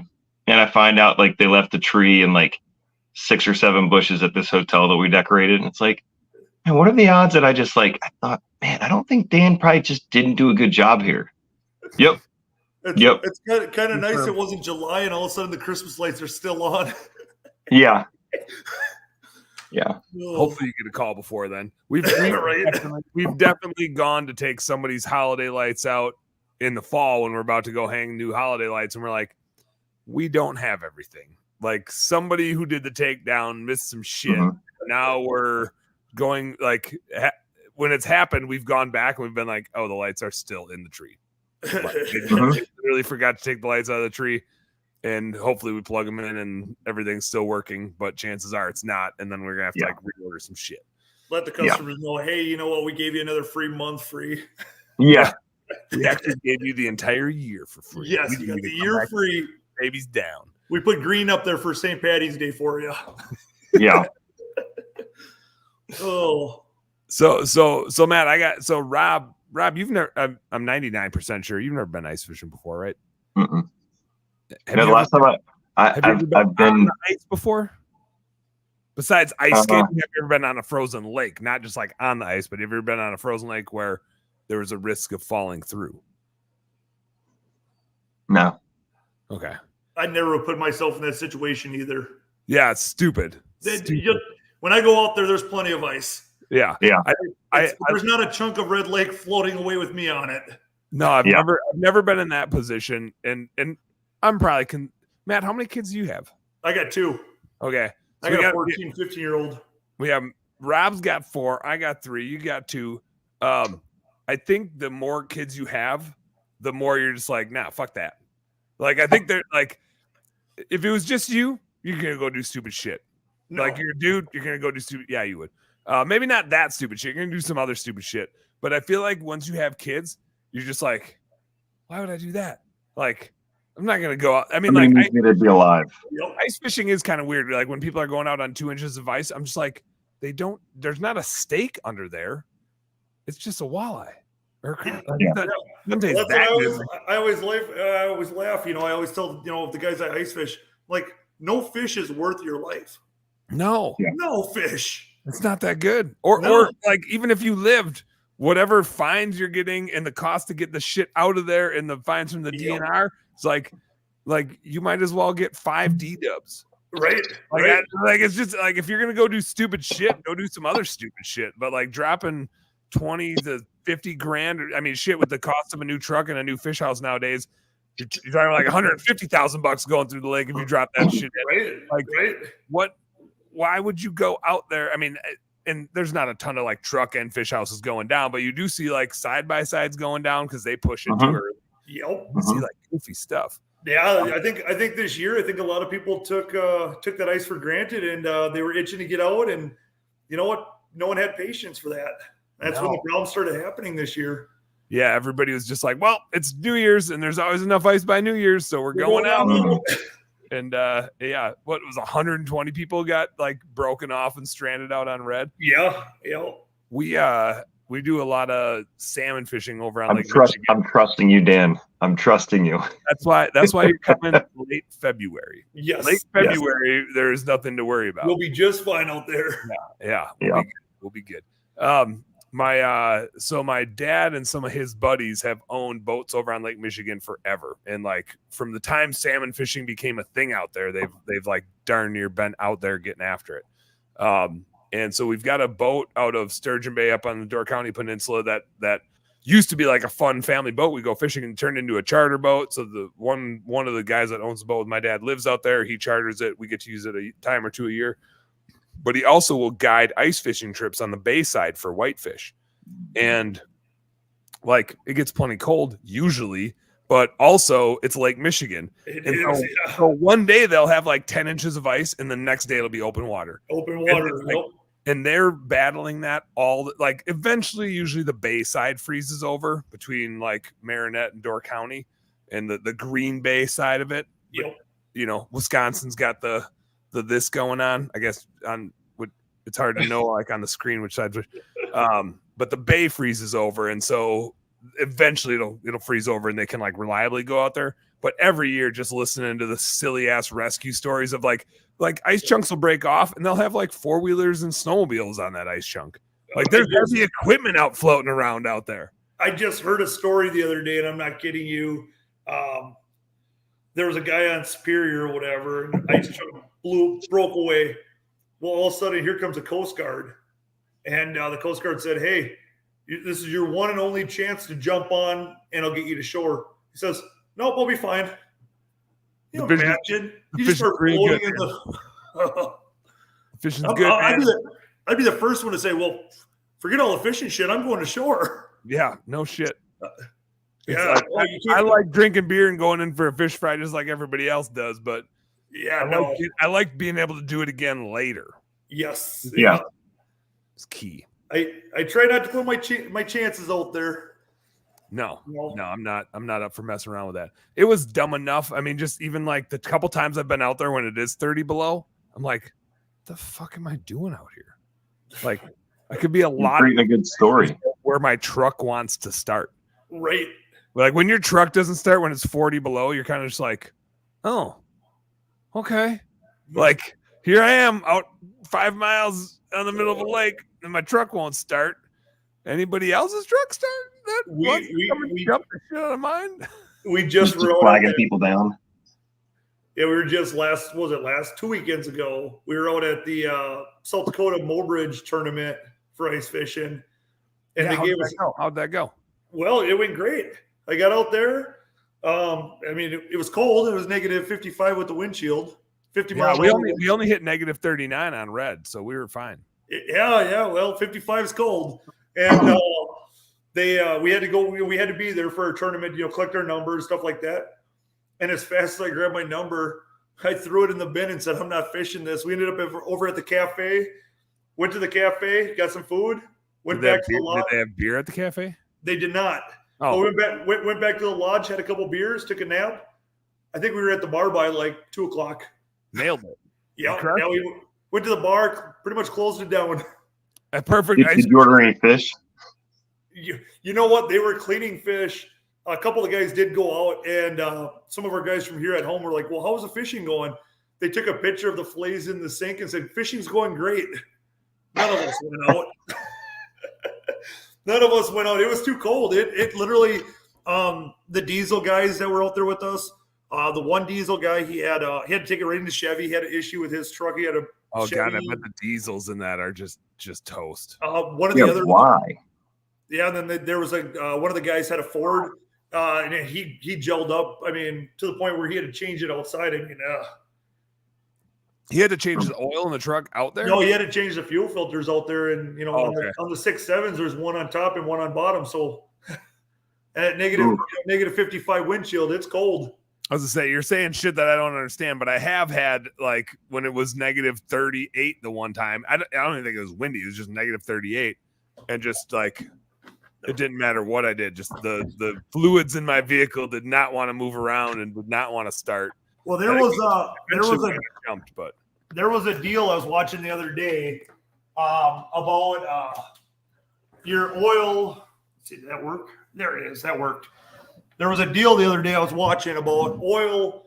So oil, new and used oil, was it negative 30 or something? Actually, no, I didn't, but I'm super curious where you're going with this, because I was thinking about that the other day of like, how new do I want my oil when it's really cold out? Is it better to have like thinner used oil, or is it better to have thicker or thinner? The used oil, it literally was just as thick as honey. Oh, really? You got to think. I mean, you're starting your car, negative temps. That oil's not going to the head. I mean, it takes a lot it has to warm up before it starts, pumping up, and getting up to the top end of the motor. So, but yeah, they did a comparison, old oil, new oil, and literally poured it into a deal, and it was just as thick as honey. I was thinking about that the other day, because I had, I like really need an oil change in my truck. I don't know why I didn't have you guys do an oil change while we were in there fucking with the catalytic converter. I totally should. We were too expensive. I know. I don't know. I don't care. I think you've probably found one thing for me by now, which is like, if it helps my truck run, just tell me what it's going to cost. I don't give a shit. I don't fix it. I learned with certain customers, you just don't even call them. You just fix it, and then you just call them when it's done. Yeah, we got it for you. Mm-hmm. Yep. That's, and like, I think it's probably a thing with business owners too, that we're like, I understand how much it costs you to run your business. So I don't give a shit about what you're charging for it. Like, I know you're going to charge the right price that you need to run your business, but I do care that my shit works. It's like, I'm banking on going ice fishing. I think the first time I brought my truck to you was you had to like rebuild my motor. Yeah, I did. I think it was your timing chain issue. Yeah. Mm-hmm. So yeah, it's like, what I need a thing. I'm driving my boat over to Cleveland to go walleye fishing on Lake Erie. I remember you put me on that time frame. You said, "Hey, I need it done by this day because I'm leaving out of town." I'm like, I'm leaving, and I gotta use this truck to pull the damn boat over. And I met the deadline. I think it was a day early or something. Got her done. Yeah, she ran fine. I was worried too, because I was like, "Oh man, you're taking that road trip," and I just got it done. I'm like, "Whoa." There was no room for error there. No, we tested her out. She did the job. She did the job. And then I have you deal with my shitty squirrel chewed up wires and catalytic converter. Just to really let you have some fun. Back to that whole deal about just knowing who you can fix it. So we're getting an addition put on our house. I bought my house back in the foreclosure. I bought a cheap house, and we're adding on. We're growing old in this house, and so we're adding on. But back to that deal is, I didn't ask the price. I pretty much said, I asked the builder. I said, "This is what we want." Mm-hmm. Eventually, we got the price for it, and it was reasonable because it's a friend of ours. But it was, this is what we want. Kind of the thing. We put the trust in him. He's not going to screw you. He has to make money. But yeah, kind of back to that same thing. you know? Yeah. You just got to get it right. You got to get it right. Yep. But yeah, it's back to that same thing as, is putting the trust out there, Yeah. Do you, back to the vision for your business? I mean, you've talked about wanting a storefront. Do you see, I mean, there's no shortage of demand, right? Vehicles are going to keep breaking. Yep. And I want to, there's a follow-up question to this because too. People do stupid stuff. Well, we know the Teslas in Chicago are still sitting there. That they're still sitting there at the charger charging, so we know that we need gasoline engines. Yeah, I was just saying, like, that's not going to go away. But even then, like, you're still like, no matter what it is, there's going to be some shit to fix on it, right? There is. The way you fix it might change, and this and that. But just from a overall business standpoint, is there a dream that you have? Is there a goal that you have, like a vision where I want it to look like this? I want it to be doing this much in work, or having this many employees, or focused on this thing, or multiple locations. What does that look like for you? I do. Honestly, I've had it for a dream like that for years. We actually were in the process of getting something started back when COVID hit, and I pulled the not pulled the trigger, but I kind of bounced back and said, whoa. Because I didn't know what COVID was going to bring, is it going to bring, because it slowed down everything. Mm-hmm. And the building I wanted to build I want a 12-bay stall, all glass. I want, pretty much all glass doors so the customers can see in. You're not hiding nothing from the customers. My big thing is they want to walk by the glass door while you're working on the car. Be my guest. We have nothing to hide. Through and through. Restaurants are doing that a lot, where they're opening the kitchen up. Like, let us show you how the hell it's made. Well, we were in Buca the other day having dinner, and same thing, over in Maple Grove, and they take you right through the kitchen. Yep. They got nothing to hide, and that's my big thing is, if you're hiding something from the customer, what kind of work are you really doing? But if so my vision was glass doors, even a big glass storefront. So when they're sitting in the waiting room, they've got a glass window looking right out at you. Yeah. So they have full. Because you got to think, and my college professor said this years ago, your car is your second biggest investment you ever make in your lifetime. Yeah. It's your house and your car. It really is. So in so many businesses, it's like I look at our window cleaning business, right? Like, if we don't have good running vehicles, we out. Right. We're toast. If our people can't get to their jobs, we don't have any jobs. That's like our fleet company that we do a lot for. They have 50 vans, and we do every single one of them for them. And the big thing is, what they like about us is turnaround time, because they don't just have another van laying around. They need every van on the road. Mm-hmm. If one van's sitting in your shop, well, guess what? That's one person that can't go to work, or they got to find something else for him to do, or he's got to ride with someone. So, Yep. Do you so my follow-up to what that vision looks like is, how has the work I should have asked this earlier actually, but I'm gonna get back to it now. This is called super mediocre average podcast hosting happening right now. That works. Happy hour. That's how we do it. We eventually get there. But I'm really curious, because the way cars are made has changed so much. The electronics in them, right? Like, what used to be a gearhead is now like a freaking computer technician. Like you said, the most important tool you have is just the thing you plug in to figure out what the hell went wrong. It is. So how has that changed your life in the last 10, 20 years of working on these things, from when it was just, here's an engine and here's how you take it apart and figure out what's wrong, to like, everything's a fucking computer? And it's probably only going to get crazier in that regard, I'd imagine. It did. It changed it huge. Even to like the first of this year, we invested thousands of dollars into just programming, because every car now, as simple as like the other day we put, where you look at, your gas gauge, your, how fast you're going your miles per hour, on your dash. We had to put one in a car the other day. Well, guess what? You plug it in, it ain't plugging, it just doesn't plug in and it works. It didn't know what to do. We had to go in there and physically program it with the computer software and set all the parameters and get everything right. And it's back to programming. Everything's programmed now. I mean, to your steering wheel, to your heated seats, to pretty much everything. Everything's got a computer in it. Everything does. And the thing is, you're buying parts and you're putting, say you want to put a used part on a car. Well, the car that it came out of is VIN locked that part. So you got to change the VIN, which your vehicle VIN. Vehicle identification number. Yeah. Probably what you got to change. You got to change the VIN in the car on that module. Otherwise, it won't work.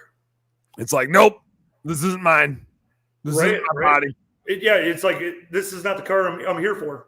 So we invested a bunch of money into programming stuff. But yeah, if without a computer nowadays, you're not working on a car. I mean, your average guy that was doing it in the garage, if he don't have software, capability, he's not working on them.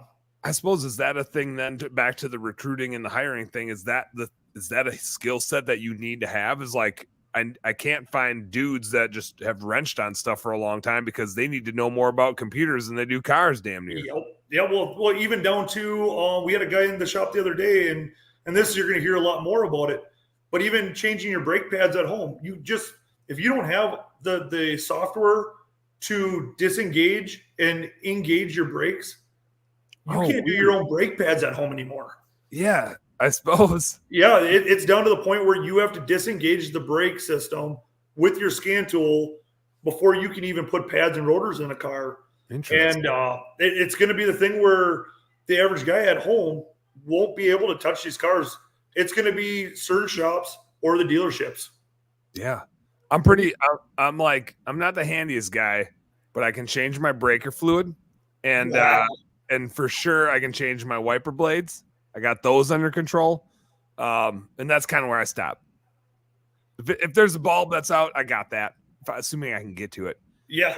And I can swap some wipers out, with the best of them, with the best of the amateurs. I can swap.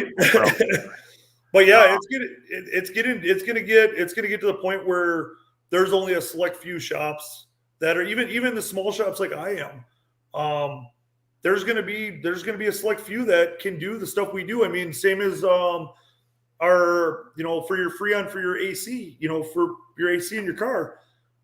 We had to upgrade a unit 2 years ago because all the new cars are running a different kind of Freon. Mm-hmm. It's more expensive. It's Thanks really to the government. Yep. Yeah, it's more expensive. It's a different kind of Freon. And I mean, to charge a car now, a Freon, back in the day, you could grab, a can of it and put it in your car. You're not doing this with this stuff. It's I think the last one we did was $800 to fill a Freon unit.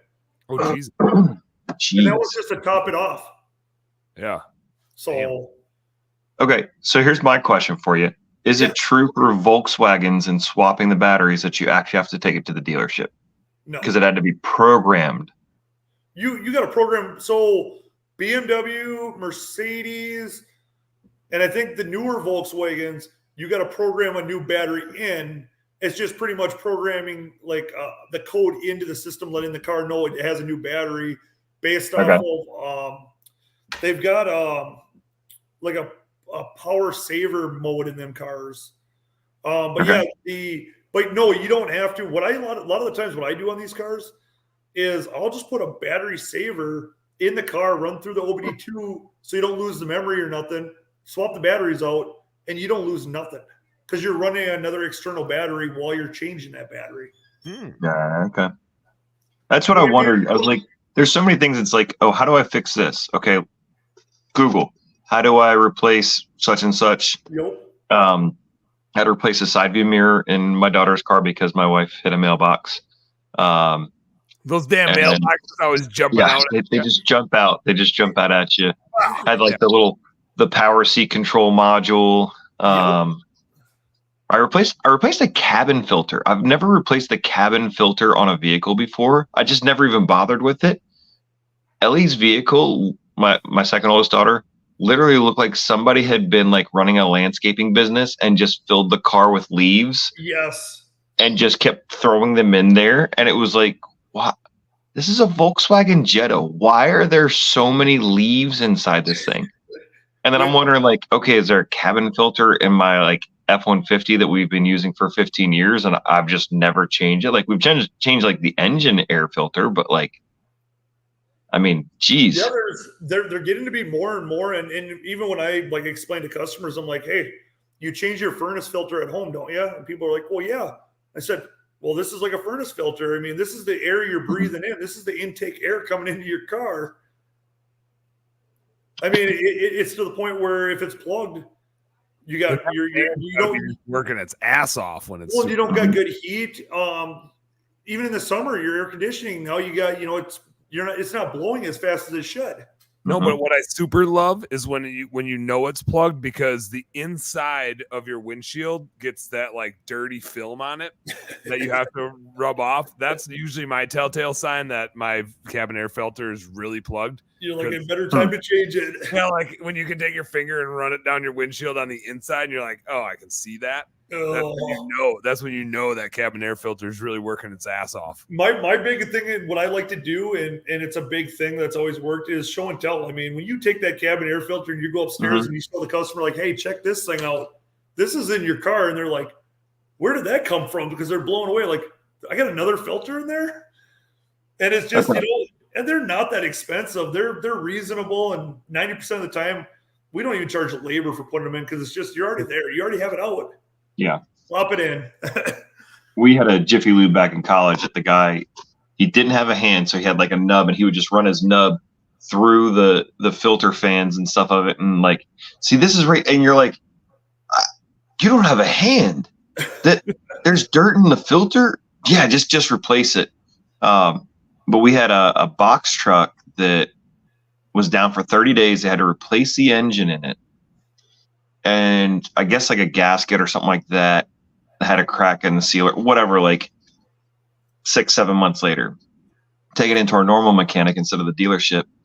And the guy comes up to me. He's like, yeah, we figured out what was wrong. In all likelihood, when they were putting the engine in, they just kind of jimmied this and that, and it caused that issue. He's like, here's the bigger thing. He's like, now take this over and go throw it at the mechanic say like, who worked on my truck, and just throw that at them.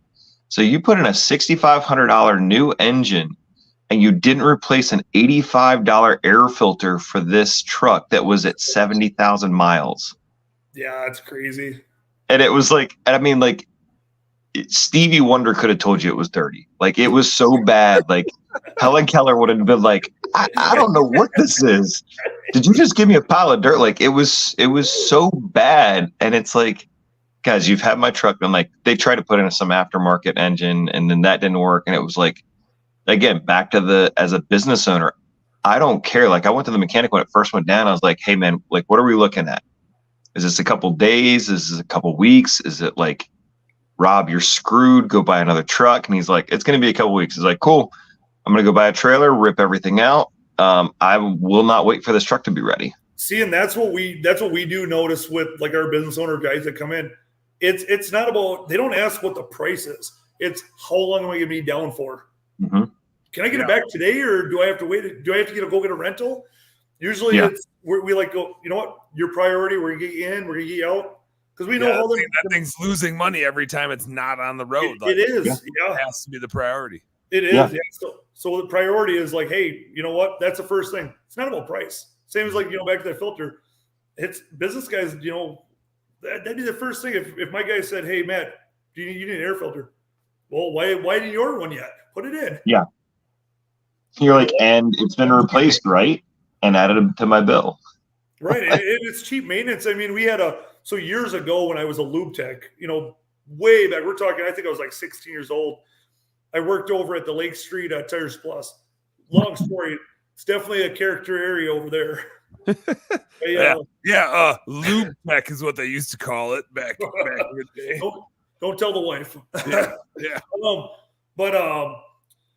We had this guy come in with this brand new Cadillac. I mean, we're brand new.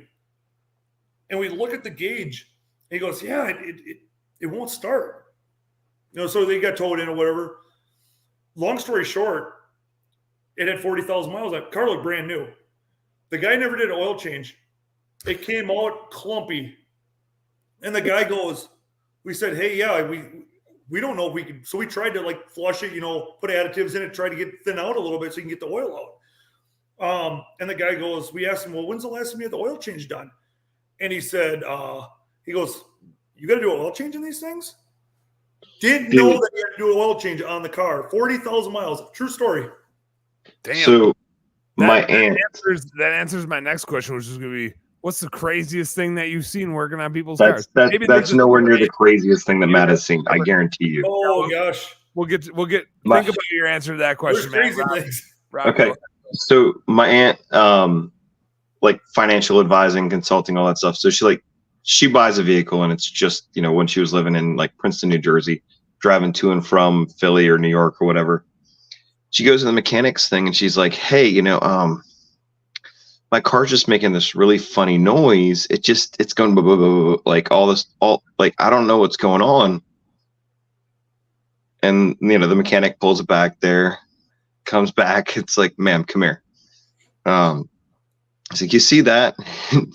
She had worn the rubber off on the entire tires, on all 4 tires, and she was just going like on the rims driving down the road.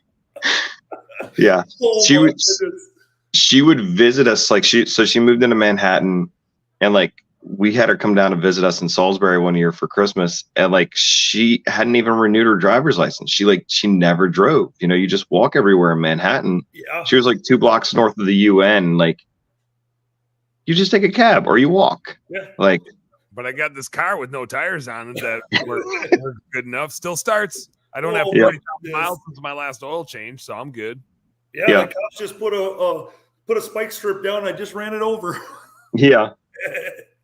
I'm good to go. Oh, fuck their spike strip. I ran that bitch right over with these rims. Got nothing to slow me down. And I'll say what's scary is when you see kids that have no idea, or I got guys that they pull the truck and trailer in, and I'm like, holy shit, guys, you don't have a pin holding the hitch onto, or the trailer onto the hitch. Where did that go? How in the world? How have you driven anywhere and not felt the fact that it went like that? Right. But B, that it didn't fall off and chase you. I had that happen one time. It scared the shit out of me. I had a buddy, he drives semi-truck, and he tells me this story the other day, and I'm just laughing. But he goes, yeah, so I was driving down the interstate, and all of a sudden, I got a trooper on my ass. And I get pulled over, and the trooper goes, yeah, do you realize you blew a trailer tire? Well, he's running singles back there, the super singles. So it's not a dual. And they blew a trailer tire. And he goes, no. And he goes, yeah, it's past the rim. He wore it down past the rim, had to get a new rim and tire before he could get going again. Jesus. And he's telling me that. I go, you didn't feel it? I mean, think about it. If that thing just boom, I mean, you'd feel it. He goes, how would you not see it? What was in his mirrors? What's that? Where were his mirrors pointed? How loud was his music? How loud was his music? Right. That's what. But he's telling me the story, and I'm like, so, and it didn't just take the tire off; it started eating into the wheel. Wheel just. Yeah. We had my first main truck in the power washing business was an 01, 02 Dodge Ram, and I go out and do 3 jobs. Washing, and we're leaving. We pass a Jiffy Lube. I'm like, man, something just sounds weird. It just does, and that's listening to it. It's guys, for all my technicians, I do not expect them to be mechanics. All I expect them to say is, it sounds different. Yep. If you can just tell me it sounds different, I'll go out, drive it, listen to it. But just, hey, something sounds different. Cool. Thank you so much. So I'm driving along, drive another 5-10 miles, and all of a sudden, this sucker sounds like it just dropped anchor. The whole rear differential just dropped, and there's just gear oil everywhere. And of course, it's well, we can spend 8 hours of mechanic labor, or we can charge 2 hours of mechanic labor plus an entire whole rear axle. It's cool. That's 40% of what I just paid for this truck. Thank you. Yeah. Thank you. We had our fleet guy. I was talking to him. Well, this was probably a couple months ago, and I go, hey, rotor. Actually, this was actually probably even longer than that. But I was talking to him and I said, hey, rotors are going up. Why don't we get your fleet stuff in here, get these pads checked before you start eating up rotors? And because every one of his fleet comes in, the guys go, yeah, I think it's making noise. And then about 2 days later, we have no brake pedal. They eat through the pads into the rotor and then eat through the caliper. And every one of them, it's calipers, pads, rotors. You're $1,000+ to replace it. And I go, maybe we need to get a routine where we just get these things in, check the pads, and put $100 set of pads on this thing. Okay, so Matt, you owe me a case for this idea, but you just find your guys that are willing to go after hours to go check fleets. They just do their maintenance inspections. Because Dan, are you still part of BBB, or are you?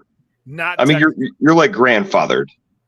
You're grandfathered. If I showed up, I don't know if they would let me in or not. But I don't pay the dues anymore. I don't pay the dues. Okay. I pay the dues. You know what? I tell you what, it's a huge thing to have. You're thinking of a different. No, not Better Business Bureau. Business, this stuff and bullshit, which is what we're doing right now. It's a mastermind group, which got rebranded to AMP, but it was always BBB Mastermind when I was there, and I'm not cool with changing it. To me, it's always BBB. So the premise is like bring either a $10,000 idea, $10,000 lesson learned, or $25,000 business collaboration, and all that's changed now. But one of the guys' things was he's like, yeah, preventative maintenance. Just have a mechanic come in like once a month, look through all your vehicles and figure out what's going on. And I think like they gotten like an oil change or something like that, and one of the trucks just didn't get the screw put back in properly, or the plug put back in properly. And 2 or 3 year old Duramax engine, done. He's like, $10,000 lesson learned. He's like, so now we have a guy comes in once or twice a month that just goes through and is like, hey, Gino, you need to fix that, and that. And Gino says, just do it. Take the truck, fix it. I don't want a $10,000 Duramax engine to replace. It's a huge learning experience, You do that one. Do you do like calls like that? Would you go out to places, or is it always somebody's got to bring it to you? Yeah, so I used to do it before I got so busy in the shop where like I just made my personal, couple days a week or something. I just make, and it was a way of just getting out there and interacting with the customer and, showing a face kind of deal is my thing. I don't do it as much anymore just because we're so busy and the shop needs me there because when you're down a guy, it's a tough deal. Dude, especially at that like 4 to 6 person team size. Yeah. When you're down a guy, it's just like, you're down 20% of your labor, and it's so noticeable. It's ridiculously noticeable. I know half the time I can't tell them I'm on the golf course. I got to like go, yeah, I'm talking to customers right now. I'm out ice fishing. I'm out working. I'm working right now. Sales calls. I'm out drumming business. I had to call a customer tonight and talk to him. I'm like, I'm at soccer practice passing back and forth with this kid. Is like, yeah. So the drone broke 2 wings or 2 propellers. So I'll be by tomorrow to take that drone picture for you. He's like, what? This is Dr. Blow. I'm like, listen, I'll be there tomorrow morning. I'll get the pictures for you. You're good. Pay no attention to the noises in the background. Yeah, there's been times it's like, you're in the middle of something and yep. Then you're like, what did I just say? We're on it. Yep. We're gonna get it done. What is the craziest thing that you've run into? Either like most unexpected or a top five, because we know you're not going to remember the craziest. Yeah, I don't know the craziest. Give us some oddball ones. Oddball. Well, I had one of our fleet guys. This was probably had to have been 7-8 years ago. They knew their brakes were bad, so they vice gripped the brake lines so their brakes didn't go to the back. What? Yeah, they pinched off the brake lines in the back, so it only worked off the front. Sounds like riding a bike where you hit the brakes and you go ass over tea kettle. So he came in and I think my brakes need to be done. I lifted the car up and there's 2 like literally vice grips hanging there with zip ties holding around it, and they're just dangling from the back end. I go, how long's that been back there? He goes, I don't know. It was one of his employees that did it. He didn't want to tell his boss that the brakes were bad. So he pinched them off until the fronts went bad. And now he had to do all of them. I'd say that's good stories. That's maybe that happened in Outer Banks. What's that? So we had that happen at Outer Banks with the same Dodge Ram. And we're like driving it the whole week. We get all the way down there, and then like it blew a brake line. And down there, apparently they have like no mechanics are open. And the only place I ended up with a really sweet mechanic set from Kmart. Because AutoZone and Advance already shut down, and it was like, shoot, like we're trying to bleed this out in like the Airbnb like rental property. Like, please don't on the blue light special, man. Dude, that's all. That was literally, it's like, we need sockets. Kmart, can you help us? Yeah. God, just hearing Kmart, I don't even know if there's one around anymore. Yeah, I mean, it was like same thing. The one in here has been turned to a Junior Achievement Center now. Hey, that's a good cause. Yeah, dude, it's amazing. It's amazing what they've done. Oh, good job. Yeah, no, I mean, gosh, the stuff that I've seen. I mean, the most of it is just how long people drive these cars, and then you realize they were probably on the side of me coming to work today. I mean, today was actually one good example. A car comes in, the guy goes, yeah, he goes, my front end's making noise. So I took it for a drive. This is a true story. Took the car out of the parking lot. I get to almost the stop sign, go to hit the brakes. There's no brakes. Yeah. I'm doing this, swerving, no brakes. Didn't even tell me there's no brakes, just said there's something wrong with the wheel. Figured there's a noise. E-brake it. There's no e-brake. It's an old car, Rusty. There was no e-brake. Gosh. That's how I had to do with the Ram. Yeah, I threw it in park. I mean, what do you do? I mean, I'm not going. Yeah. I was going right into the busy road. So I get it in, and there's 3 new rotors on the car. And I'm like, well, what's going on here? Well, he already tried doing his brakes. He had 3 new brakes, pads all the way around, 3 new rotors. The rusty one, he decided he's going to leave it on the front. Not a big deal. But the bolts were loose. I mean, every single caliper, bolts were loose. The bearings were ready to fall off on the driver's side. And then I get up in the air, and the whole frame of the car is gone. Yeah. But even if it had brakes, the wheel's doing this, just back and forth. I look at this thing, and I'm just like, oh, man, this is bad. Sir, I would recommend that you just leave this here with me and buy a new car. That sounds like when I get one of those QuickBooks accounts where I'm just like, hey, I got an idea. Rather than us fixing this, let's just get you a new QuickBooks. You just press Control-Alt-Delete or Alt-F4, and we'll just try again. Yeah. I didn't realize how much I missed my QuickBooks. I went 2 years without it. I just got back on it January 1st. I didn't realize how much I missed QuickBooks. Doing bookkeeping, oh my goodness. What do you? I will never miss that.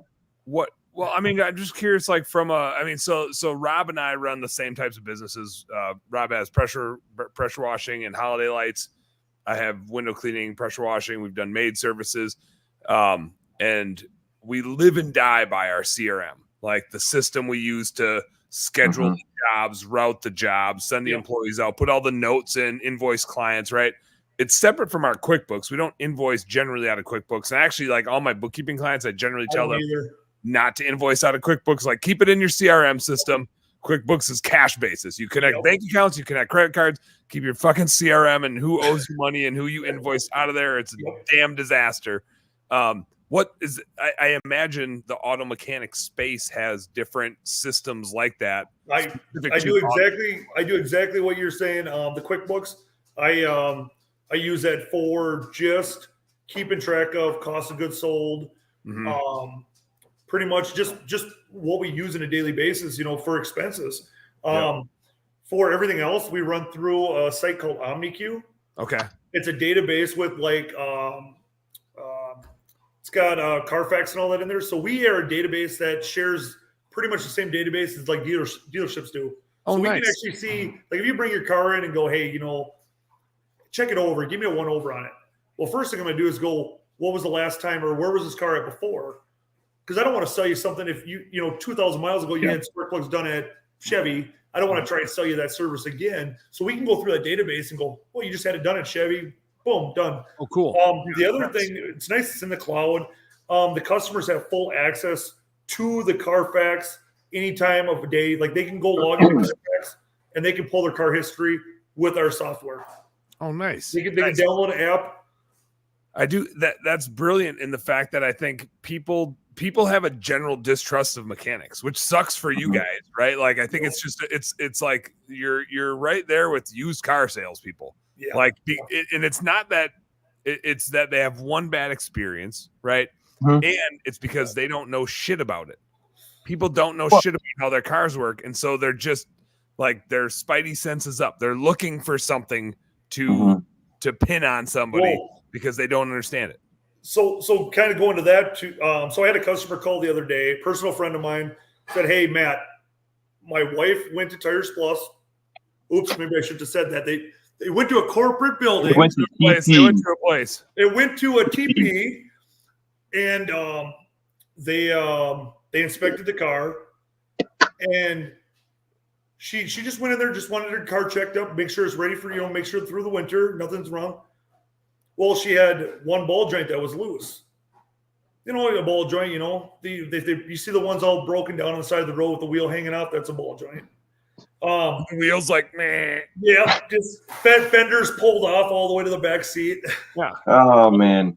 Rob, you know what I'm saying? It's that sound effect. The tires. No, because I see this car pulled over in front of a McDonald's one night, and like these two young black guys, and they're just clueless. They don't know what's going on, and I'm like, man, like your ass is gonna get rear-ended. I don't know what's going on with your car, but let's push you out of the way. And I look over at it, and the tire is literally like that, and I'm like, I can't push you. No. But hey, you two stand on the sidewalk. I'll leave my my 7 or 8 year old in the car over there, and I'll stand and make sure that nobody else wrecks their car on your car while you call your mom, because one of you has a dead phone and the other one of you has a phone that's at like 4%, and mom's gonna go pull money out of McDonald's ATM. Like it's nonsense.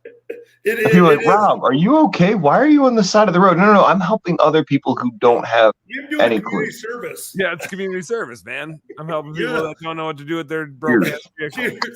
But yeah, so going back to that, so we go off of a rating, and 10 out of 10 is, hey, the wheel's coming, it's coming the fuck off. Where so they quoted no lug nuts. yeah, it's gone. Rob's over there standing, waving people down, going, "Don't hit this car." No, they write on the invoice, the ball joint's 3 out of 10 for wear, but you need 6 ball joints. They had a list, I'm not kidding you, of 6 ball joints.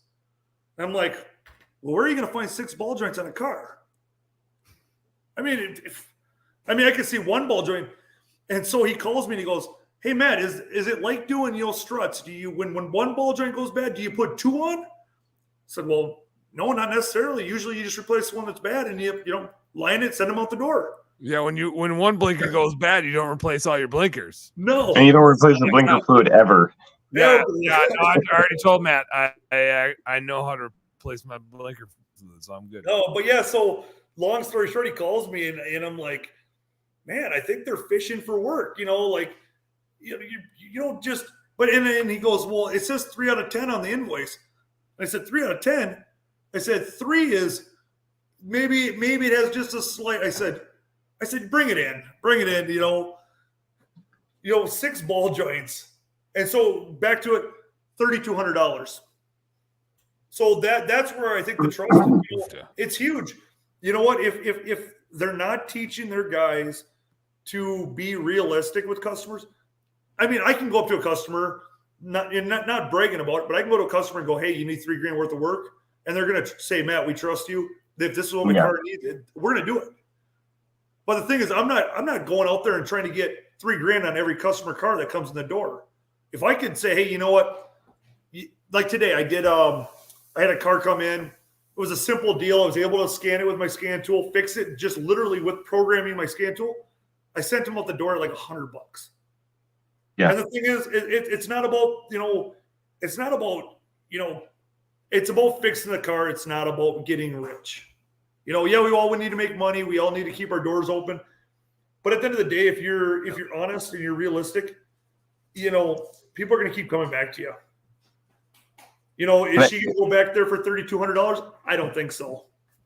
Well, and that's the thing I'll say with back to the business owners too, though, is that like we've switched mechanics a couple times because I know that either we got like one of them I have a 04 Ford F-150 that are notorious for spark plug breaking off and all that crap.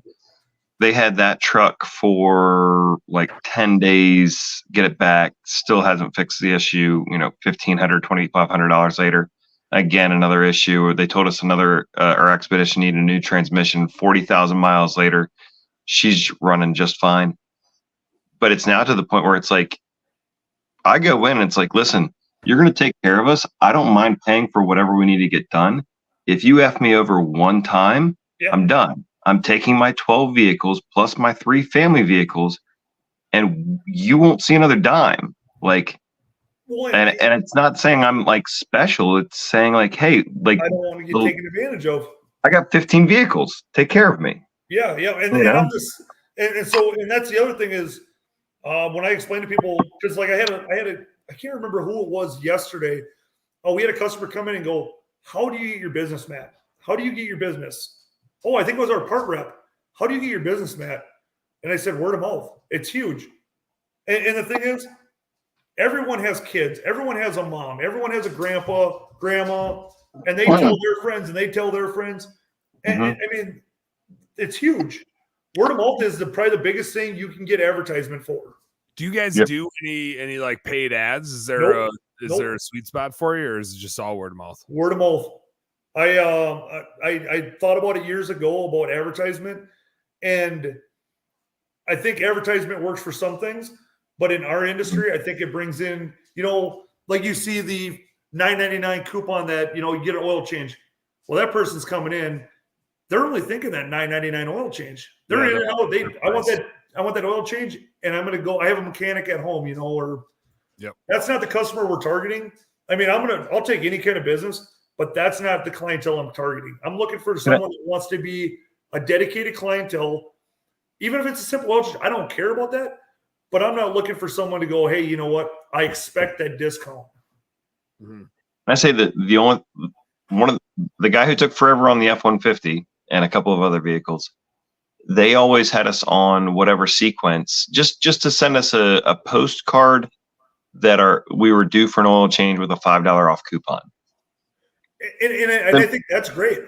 Like, it's the simplest thing. And you obviously as a mechanic know, like, hey, the $5 is nothing because Rob probably needs a rotation. He's probably going to need something in the next year that's going to trump the $20 that we've thrown Rob to say, hey, could you come spend money with us now? And, we'll check other things. For you to spend some money with us. Hey, would you like to show up again, please? And instead it's like I forget who it was, but they were talking about like, it might've been Jersey with Window Cleaning Resource. That was like, you get those like flyers in the mail for Chinese restaurants and you're like, oh yeah, I'm going to call Dan's Chinese restaurant, even though it's from Matt's Chinese restaurant. You're just like, ooh, I like an egg roll, and I'm going to call Dan's because that's where I always go. Yep. And there's no brand on it. And it's like, no, this coupon says go to Matt's. My Chinese restaurant is way better than Matt's Chinese restaurant. Yeah.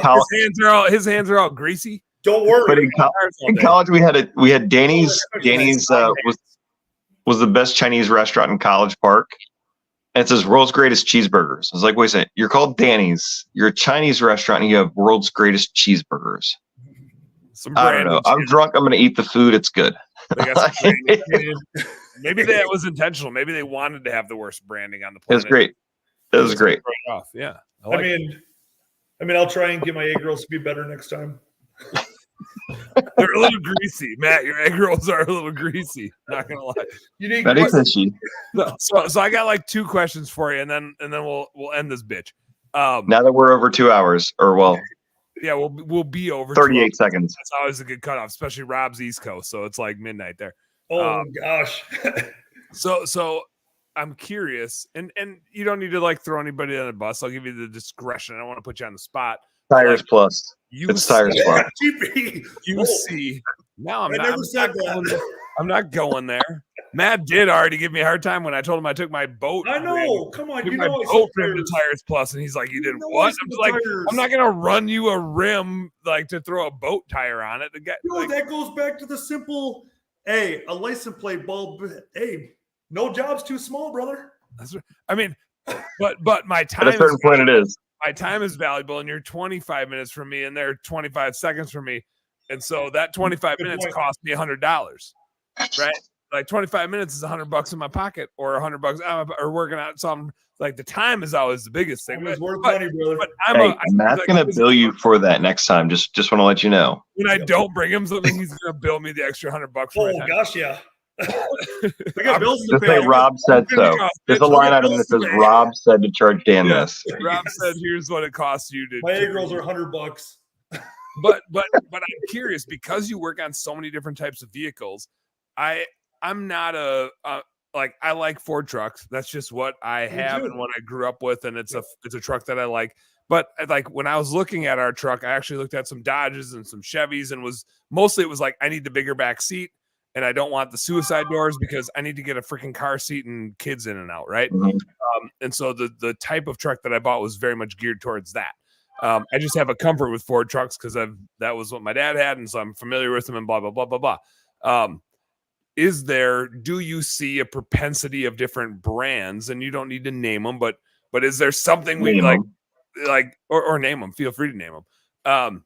Are there ones where it's like, man, these fuckers are always in the shop, or I rarely see these, or when I do, it's like when you would expect to see them, not like, man, that thing fell apart. Well, and the one thing I'll say too on that is that, like, we were told with Honda Odysseys, it's the best damn minivan for everybody with growing families, and then we got it, and it was like, it's an amazing minivan with very expensive fixes every 6 months.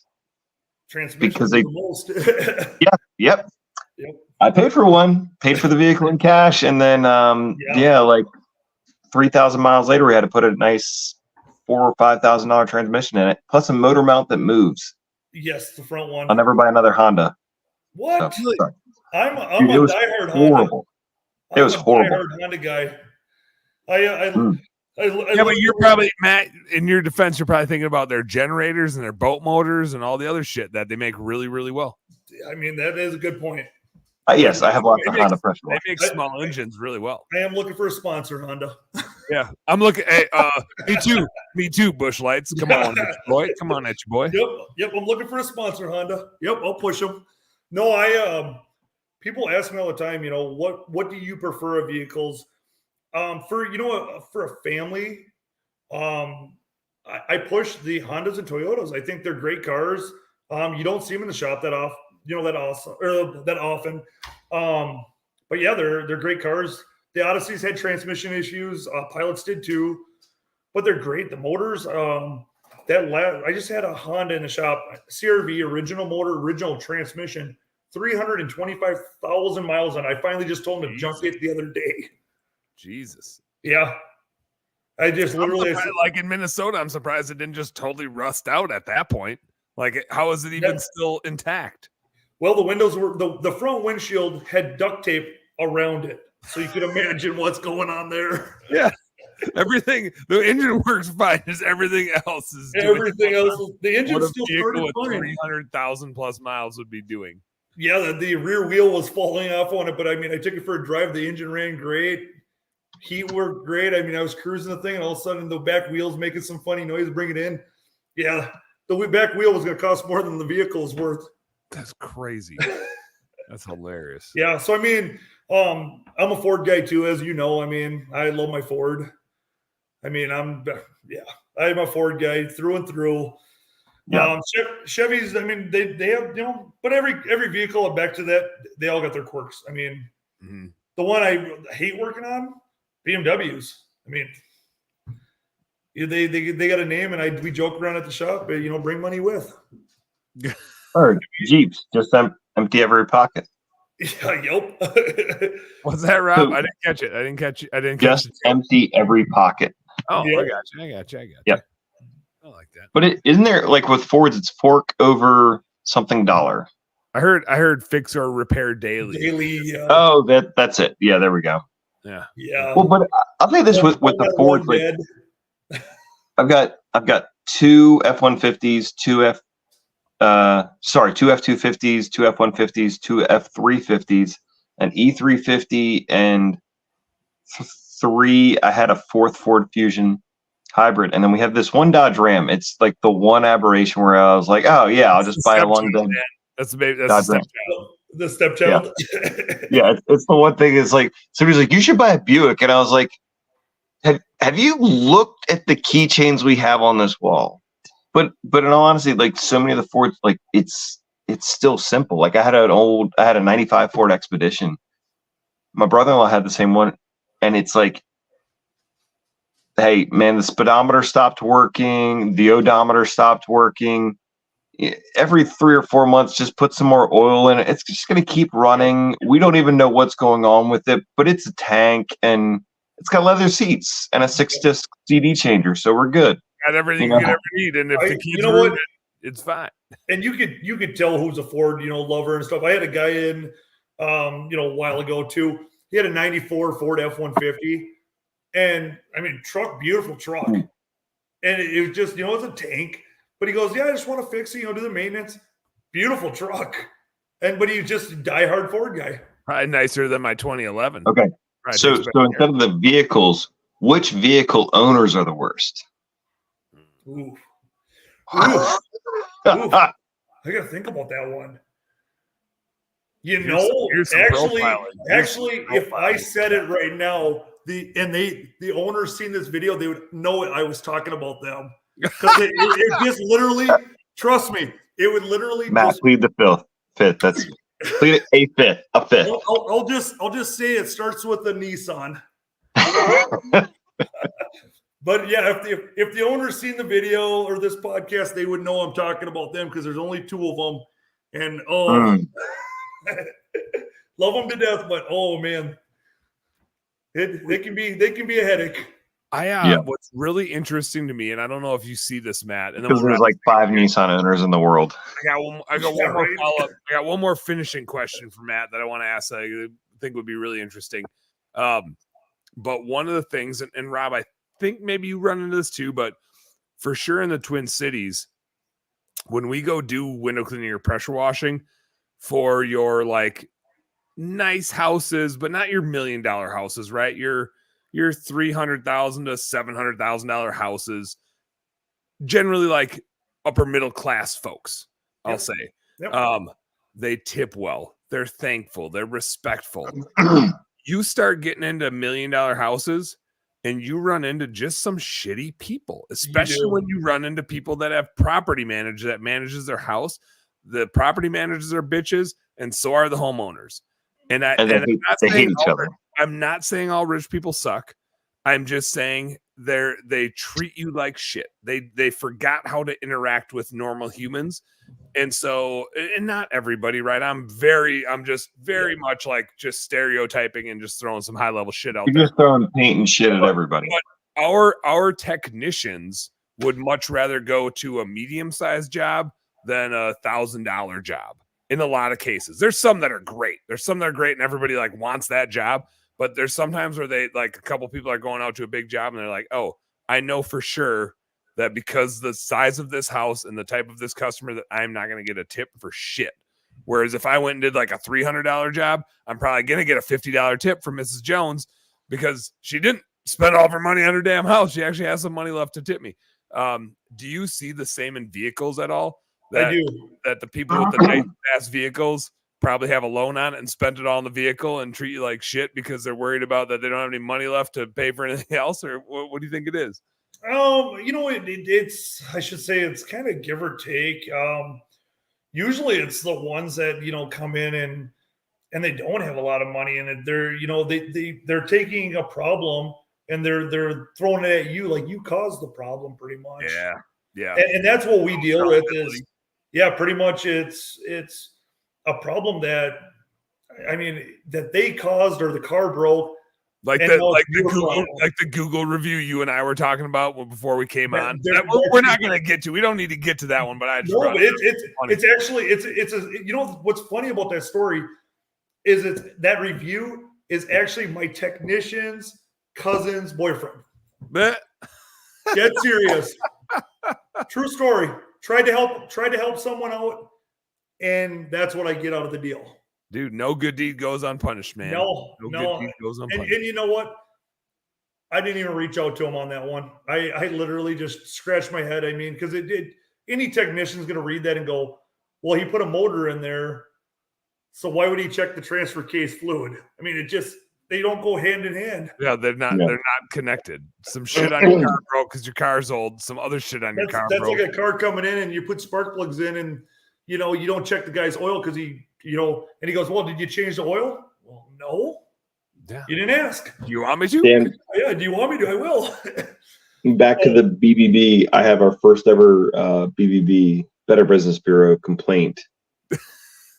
But not for Better Business. Exactly what Matt would say. Because our Christmas lights tripped the outside outlets, her sump pump stopped working. And we destroyed her house. Destroyed her house. Well, she should call the electrician that wired it and figure out why they put it on that circuit.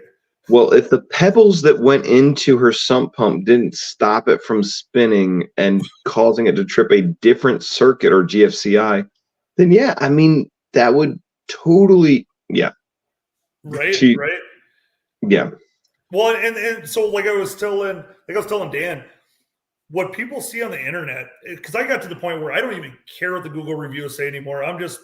I don't even look at them anymore. I just don't care. It's always a one-sided story. There's always, all you're seeing is what they're saying.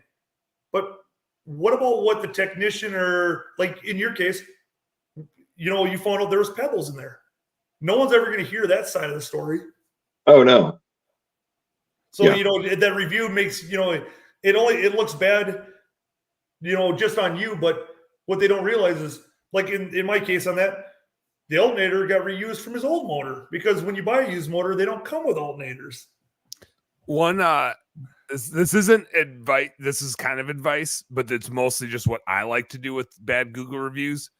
Is I like to just point out all the flaws in their argument without really addressing it, and just being like, "That's super." And giving them that's super frustrating. That like a little bit of passive aggressive, kill them with kindness, but point out all the flaws in their argument at the same time. Like, it's super interesting that that the alternator burned out, and it's super a bummer that has nothing to do with your motor, and that it happened at the same time. But like, my thoughts and prayers are with you. And just like kind of antagonize them, but also make it really clear, like, this jackass has no idea what like.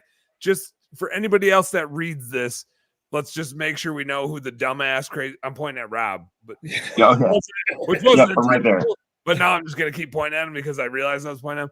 But like, this dumbass is the one that doesn't know, and so I don't like to miss an opportunity to respond to a 1-star review, because I think it's just a hilarious and like, you got to be on point with it, right? It takes some time to write it. It can be a whole lot of fun. You got to wordsmith the shit out of it, though. Oh yeah, you can just have so much fun responding to those. Yeah, it's so great. I you know what? I don't even respond, but I just start like looking at him, just like, man. They can eat you up. They can eat you up, which is why I suggest responding the way that I do. It's just a lot of fun. It's like you have to enjoy. You got to enjoy the process. Like, not everybody gets to be a business owner. There's very few people in the world that are business owners. There's very few for a long time. And very few people understand what it's like. And so it's a wasted opportunity if you don't enjoy the few privileges that you have, because everybody thinks you're privileged. Everybody thinks you're rich. Everybody thinks you can find anything you want and you never have any problems. And the reality is probably the exact opposite. And this is one of the things where you get to take advantage of, which is you get to call people out for their bullshit. And it's just like, it's the perfect opportunity. Okay.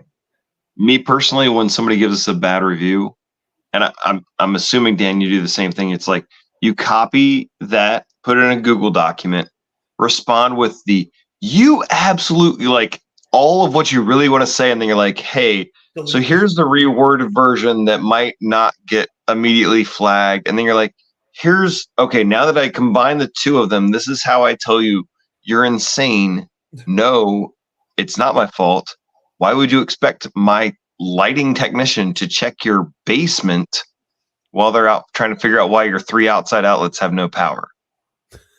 Yeah. No, my guy's not going to check the basement of every house because the Christmas lights are off. Hey, you're insane. And my guys ain't like electricians. They're plugging into an outlet. Yeah, which is great when this lady tried to put us to MHIC or like Maryland Home Improvement Commission or whatever, and it was like he's like, she's a Karen turned up to 11, and it only goes up to 10, and she's nuts. I gotta give a shout out to the late night comment here. My wife is probably sitting in bed watching Marty, Marty, hey Marty, you have to make Dan come to Maryland this summer. Oh yeah, and bring you and the kids. We're making it happen. I promise there will be no ice, just salty water and sand everywhere, and maybe mosquitoes. Why do the kids need to come? Is it a requirement that kids come, or we just ditch them? It'll be fun. Yeah, you're right. Maybe it'll be fun. We'll leave Cros's dog. Hey, we can totally, like, we have lots of people that we can leave the rest of the kids at home with. Yeah. Yes. Right. Maryland trip. Maryland field. Yes. I like it. Beaches. Yeah. Maryland field beaches. trip. Beaches. My beaches. Bitches like beaches or bitches. Anyway. All right. Dan drives on lakes. We just drive over sand dunes. Oh, we'll drive in that water too. Yeah. We'll just not drive very far into it. Not like 10 miles out like we would up on Lake of the Woods. You're gonna drive 5 feet and be like, this sucks. Matt, am I the only one? Am I the only one that measures ice driving in beers instead of miles? I like that. I'm excited about how you measure them. So there's this old timer. He told me, he goes, so his wife, vice versa, whatever it was. She goes, my husband goes off of how long it takes to cut the grass, and he goes, it takes 2 beers. Yeah. He doesn't know how long it takes for time. It just takes 2 beers. It takes 2 beers. It always takes 2 beers.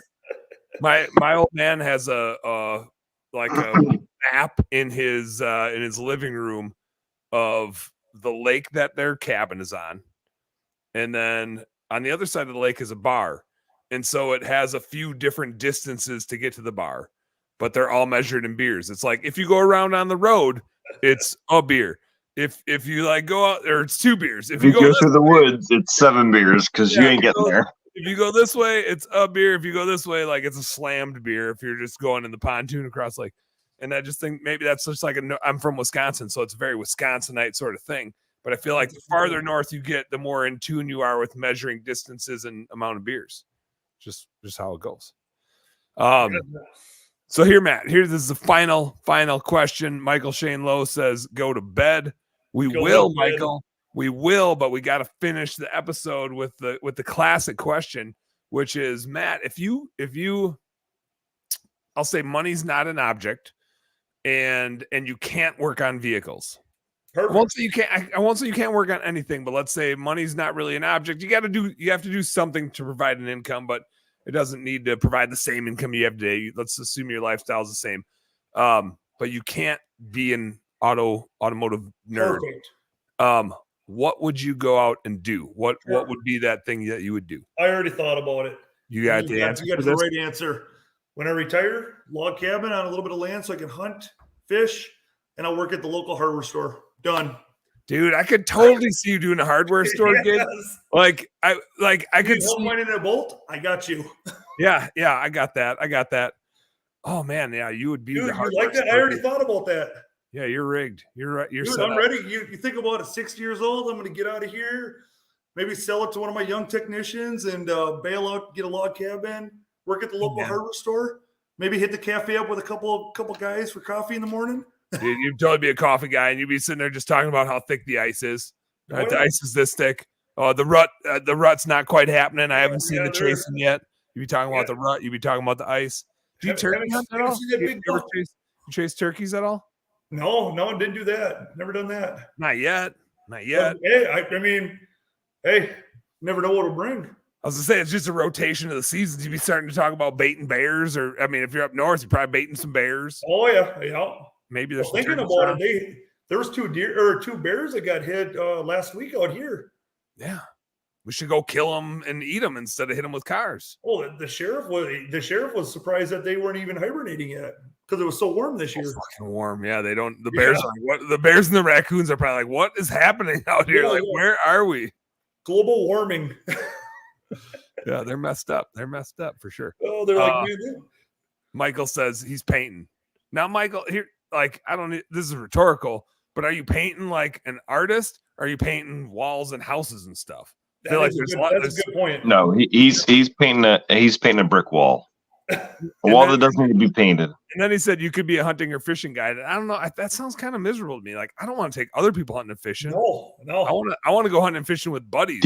Is there such a thing as like a beer sommelier? Like, just like, hey man, you should try this beer. Yeah, let me consult. It pairs well with pizza. Yeah, it pairs well with this other beer that I also recommend.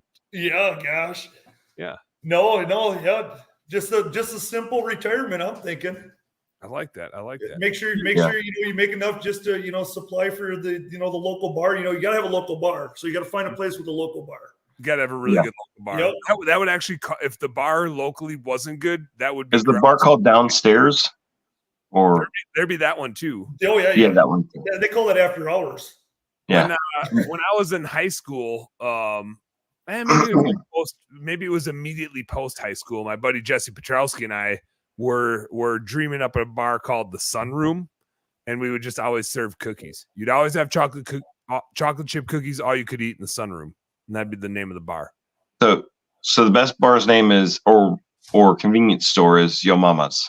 Yo Mama's. Where'd you get that from? Yo Mama's. Yo Mama's. Good bar. It's a good bar. Where you been at? Yo Mama's. They sell fried chicken? Yeah, Yo Mama's. Yo Mama's, they do. All right, dudes. I'm gonna call an episode mostly because I have to pee, not because I don't want to keep talking. Dude, I'm still in greasy mechanic attire still. Yeah, I'm still at work. I haven't even got a shower yet, guys.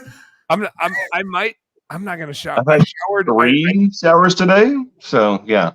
Oh, I'm ready for too a hot much. shower.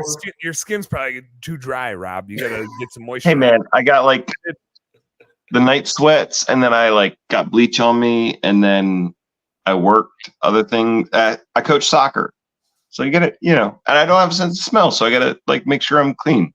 Oh, yeah, I forgot that you can't smell stuff. That is kind of funny. Yeah, you gotta make sure you're showering up because you won't know when you smell bad. I'm ice fishing for the next 4 days, so I'm not going to shower for 4 days. I might not change my underwear for 4 days. Let's flip it inside out. Let's be real. That sounds like a perfect time. Now, we will have baby wipes, so I might do a Polish shower and do a little baby wipe change to underwear action just because it's going to be so warm out. I'm going to be running tip ups. I'm going to be throwing some tip ups out this weekend. So you got to get your wife to do a podcast while you're doing that. She could probably run that. Marty could crank that out. Yeah, Marty can handle a little podcast action. Well, Matt, thanks for jumping on. It was a good time. We'll have to do it again. As expected, man. We'll have to do it out ice fishing sometime. We'll have to get together and drink some bush lights out there. Although this time you're driving past me. Hey, in case there's any last minute, cancellations, throw them in there. Oh yeah, Matt. When we're out from Valentine's Day to Sunday. Valentine's Day. We're going out. We're heading out Thursday. We'll be out there till driving back Sunday. But if you end up out there, we'll be out of Greater Minnesota on Red Lake. So I got you. Yeah, no. Funny thing you were saying Valentine's. It got me thinking. I gotta get the wife a gift. No, you don't. Just bring her out ice fishing. Marty says. Thanks for fixing our truck, Matt. Tell her she's welcome. But Marty, you're welcome. You're welcome. Yeah. There, I did. What are you doing? Are you going back up there next weekend too? Because we're gonna go to Lake of the Woods next weekend too. I think we'll be back up. We'll probably be on Red because I got the Beacon Road Pass, so we'll probably be up on Red next week. I guess it depends if the fishing is any good. Well, I think if the fishing is good, we're probably just gonna leave our house right where it's at because we're driving back up on Friday or Thursday night, I think. Yeah. So if the fishing's good, we're gonna leave Sunday. We're gonna drive back up Thursday night. I don't think we're gonna move the house. Just leave it. I don't blame you. We'll see. Well, maybe we'll You just like drop GPS pins. Is that what you do? You figure it out. It's a lake. Yeah, I mean it's out in the middle of the lake. You can drop breadcrumbs. You like drive straight and you'll find it. You just keep going down this path. Usually hang a left at the water ice area. 2 beers, take a right. Yeah, there's plowed roads out there, Rob. So it's like where there's a chair in the snowbank, take a right on that plowed road. So it's like West Virginia directions. Mm-hmm. Lake of the Woods has them porta potties. You go, hey, find the 3rd porta potty, take a right. Yeah. We're down at the end of that road. Okay. I mean, I can work with that. I just always wondered, it's like, so we're just in the middle of the lake and now we got to find a way to this fish fry spot. And maybe tomorrow when I'm driving out, I'll go live. I usually have a pretty good signal on red. Maybe I'll go live on the Facebook channel. Kind of show them how it is. Yeah. I'll go live from this is how you drink a beer and drive. Usually, and like insurance agent, please don't pay attention. All your kids got to unbuckle, and so usually it's like, Danny, hand me my beer, and then it's before you even hit the ice, like right when you go on the ice, you better have a beer in hand. Yeah, and the kids got to all unbuckle. So like all 3 of our kids are like in the front seat. One's usually driving the truck for me, like sitting on my lap driving the truck because that's what they want to do, right? Like, and this is perfect. The road's 75 yards wide, so there's like, it's like imagine us like driving a semi. Doing this thing. Last summer, I go to visit Dan because I had to drop my daughter off to go work at a camp in Minnesota, and we're at soccer practice. And Danny's like, not my soccer practice. No, at Danny's soccer practice, she's like, hey, coach, do you want a beer? Yeah. Other parents, do you want a beer too? My dad has beers. Would you like one? Yeah, my daughter's shelling out some Busch Lights. It was pretty adorable. Yeah, it was amazing. Like, can we finish practice before drinking beer around little children? I mean, Rob and I didn't wait till practice finished. We had some. No. We weren't coaching. Yeah. We weren't coaching. Oh, yeah, you got to have beers in the morning when you're fishing. Yeah. Sounds good. All right, guys. Matt, thanks for hanging out. Thank you, Rob. Barrel aged. We'll have to do this again because this was awesome. Yeah, it's always a good time, especially when you got good dudes hanging out, drinking some cocktails, drinking some barrel aged Rob. Or some cider. Or some ciders. Oh. I polished off all 4 of my Busch Lights, so I do have to pee, and I'm out of beer. So bad thing is, I was stuck with this tonight because I left my Coors Light bottle outside, and they blew up. Oh yeah, that'll happen. Yeah, actually, I'm kind of surprised they did. It's been it's been out there. It's been out there since Christmas. Oh yeah, that doesn't surprise me. Then it did get very. You could probably bring those in every once in a while in the refrigerator. Oh, it's a free refrigerator out there right now. It is until it was 10 below out. Yeah, like an Alaska River. My daughter comes in and goes, "Yeah, these things are solid. You're not drinking them tonight." Beer martinis. Beer slushies. Yeah. So. All right, guys. Good night. All right, guys. Good night. Home service homies, you guys know what to do. Work smarter and harder. Go earn some pride. Peace. Yeah.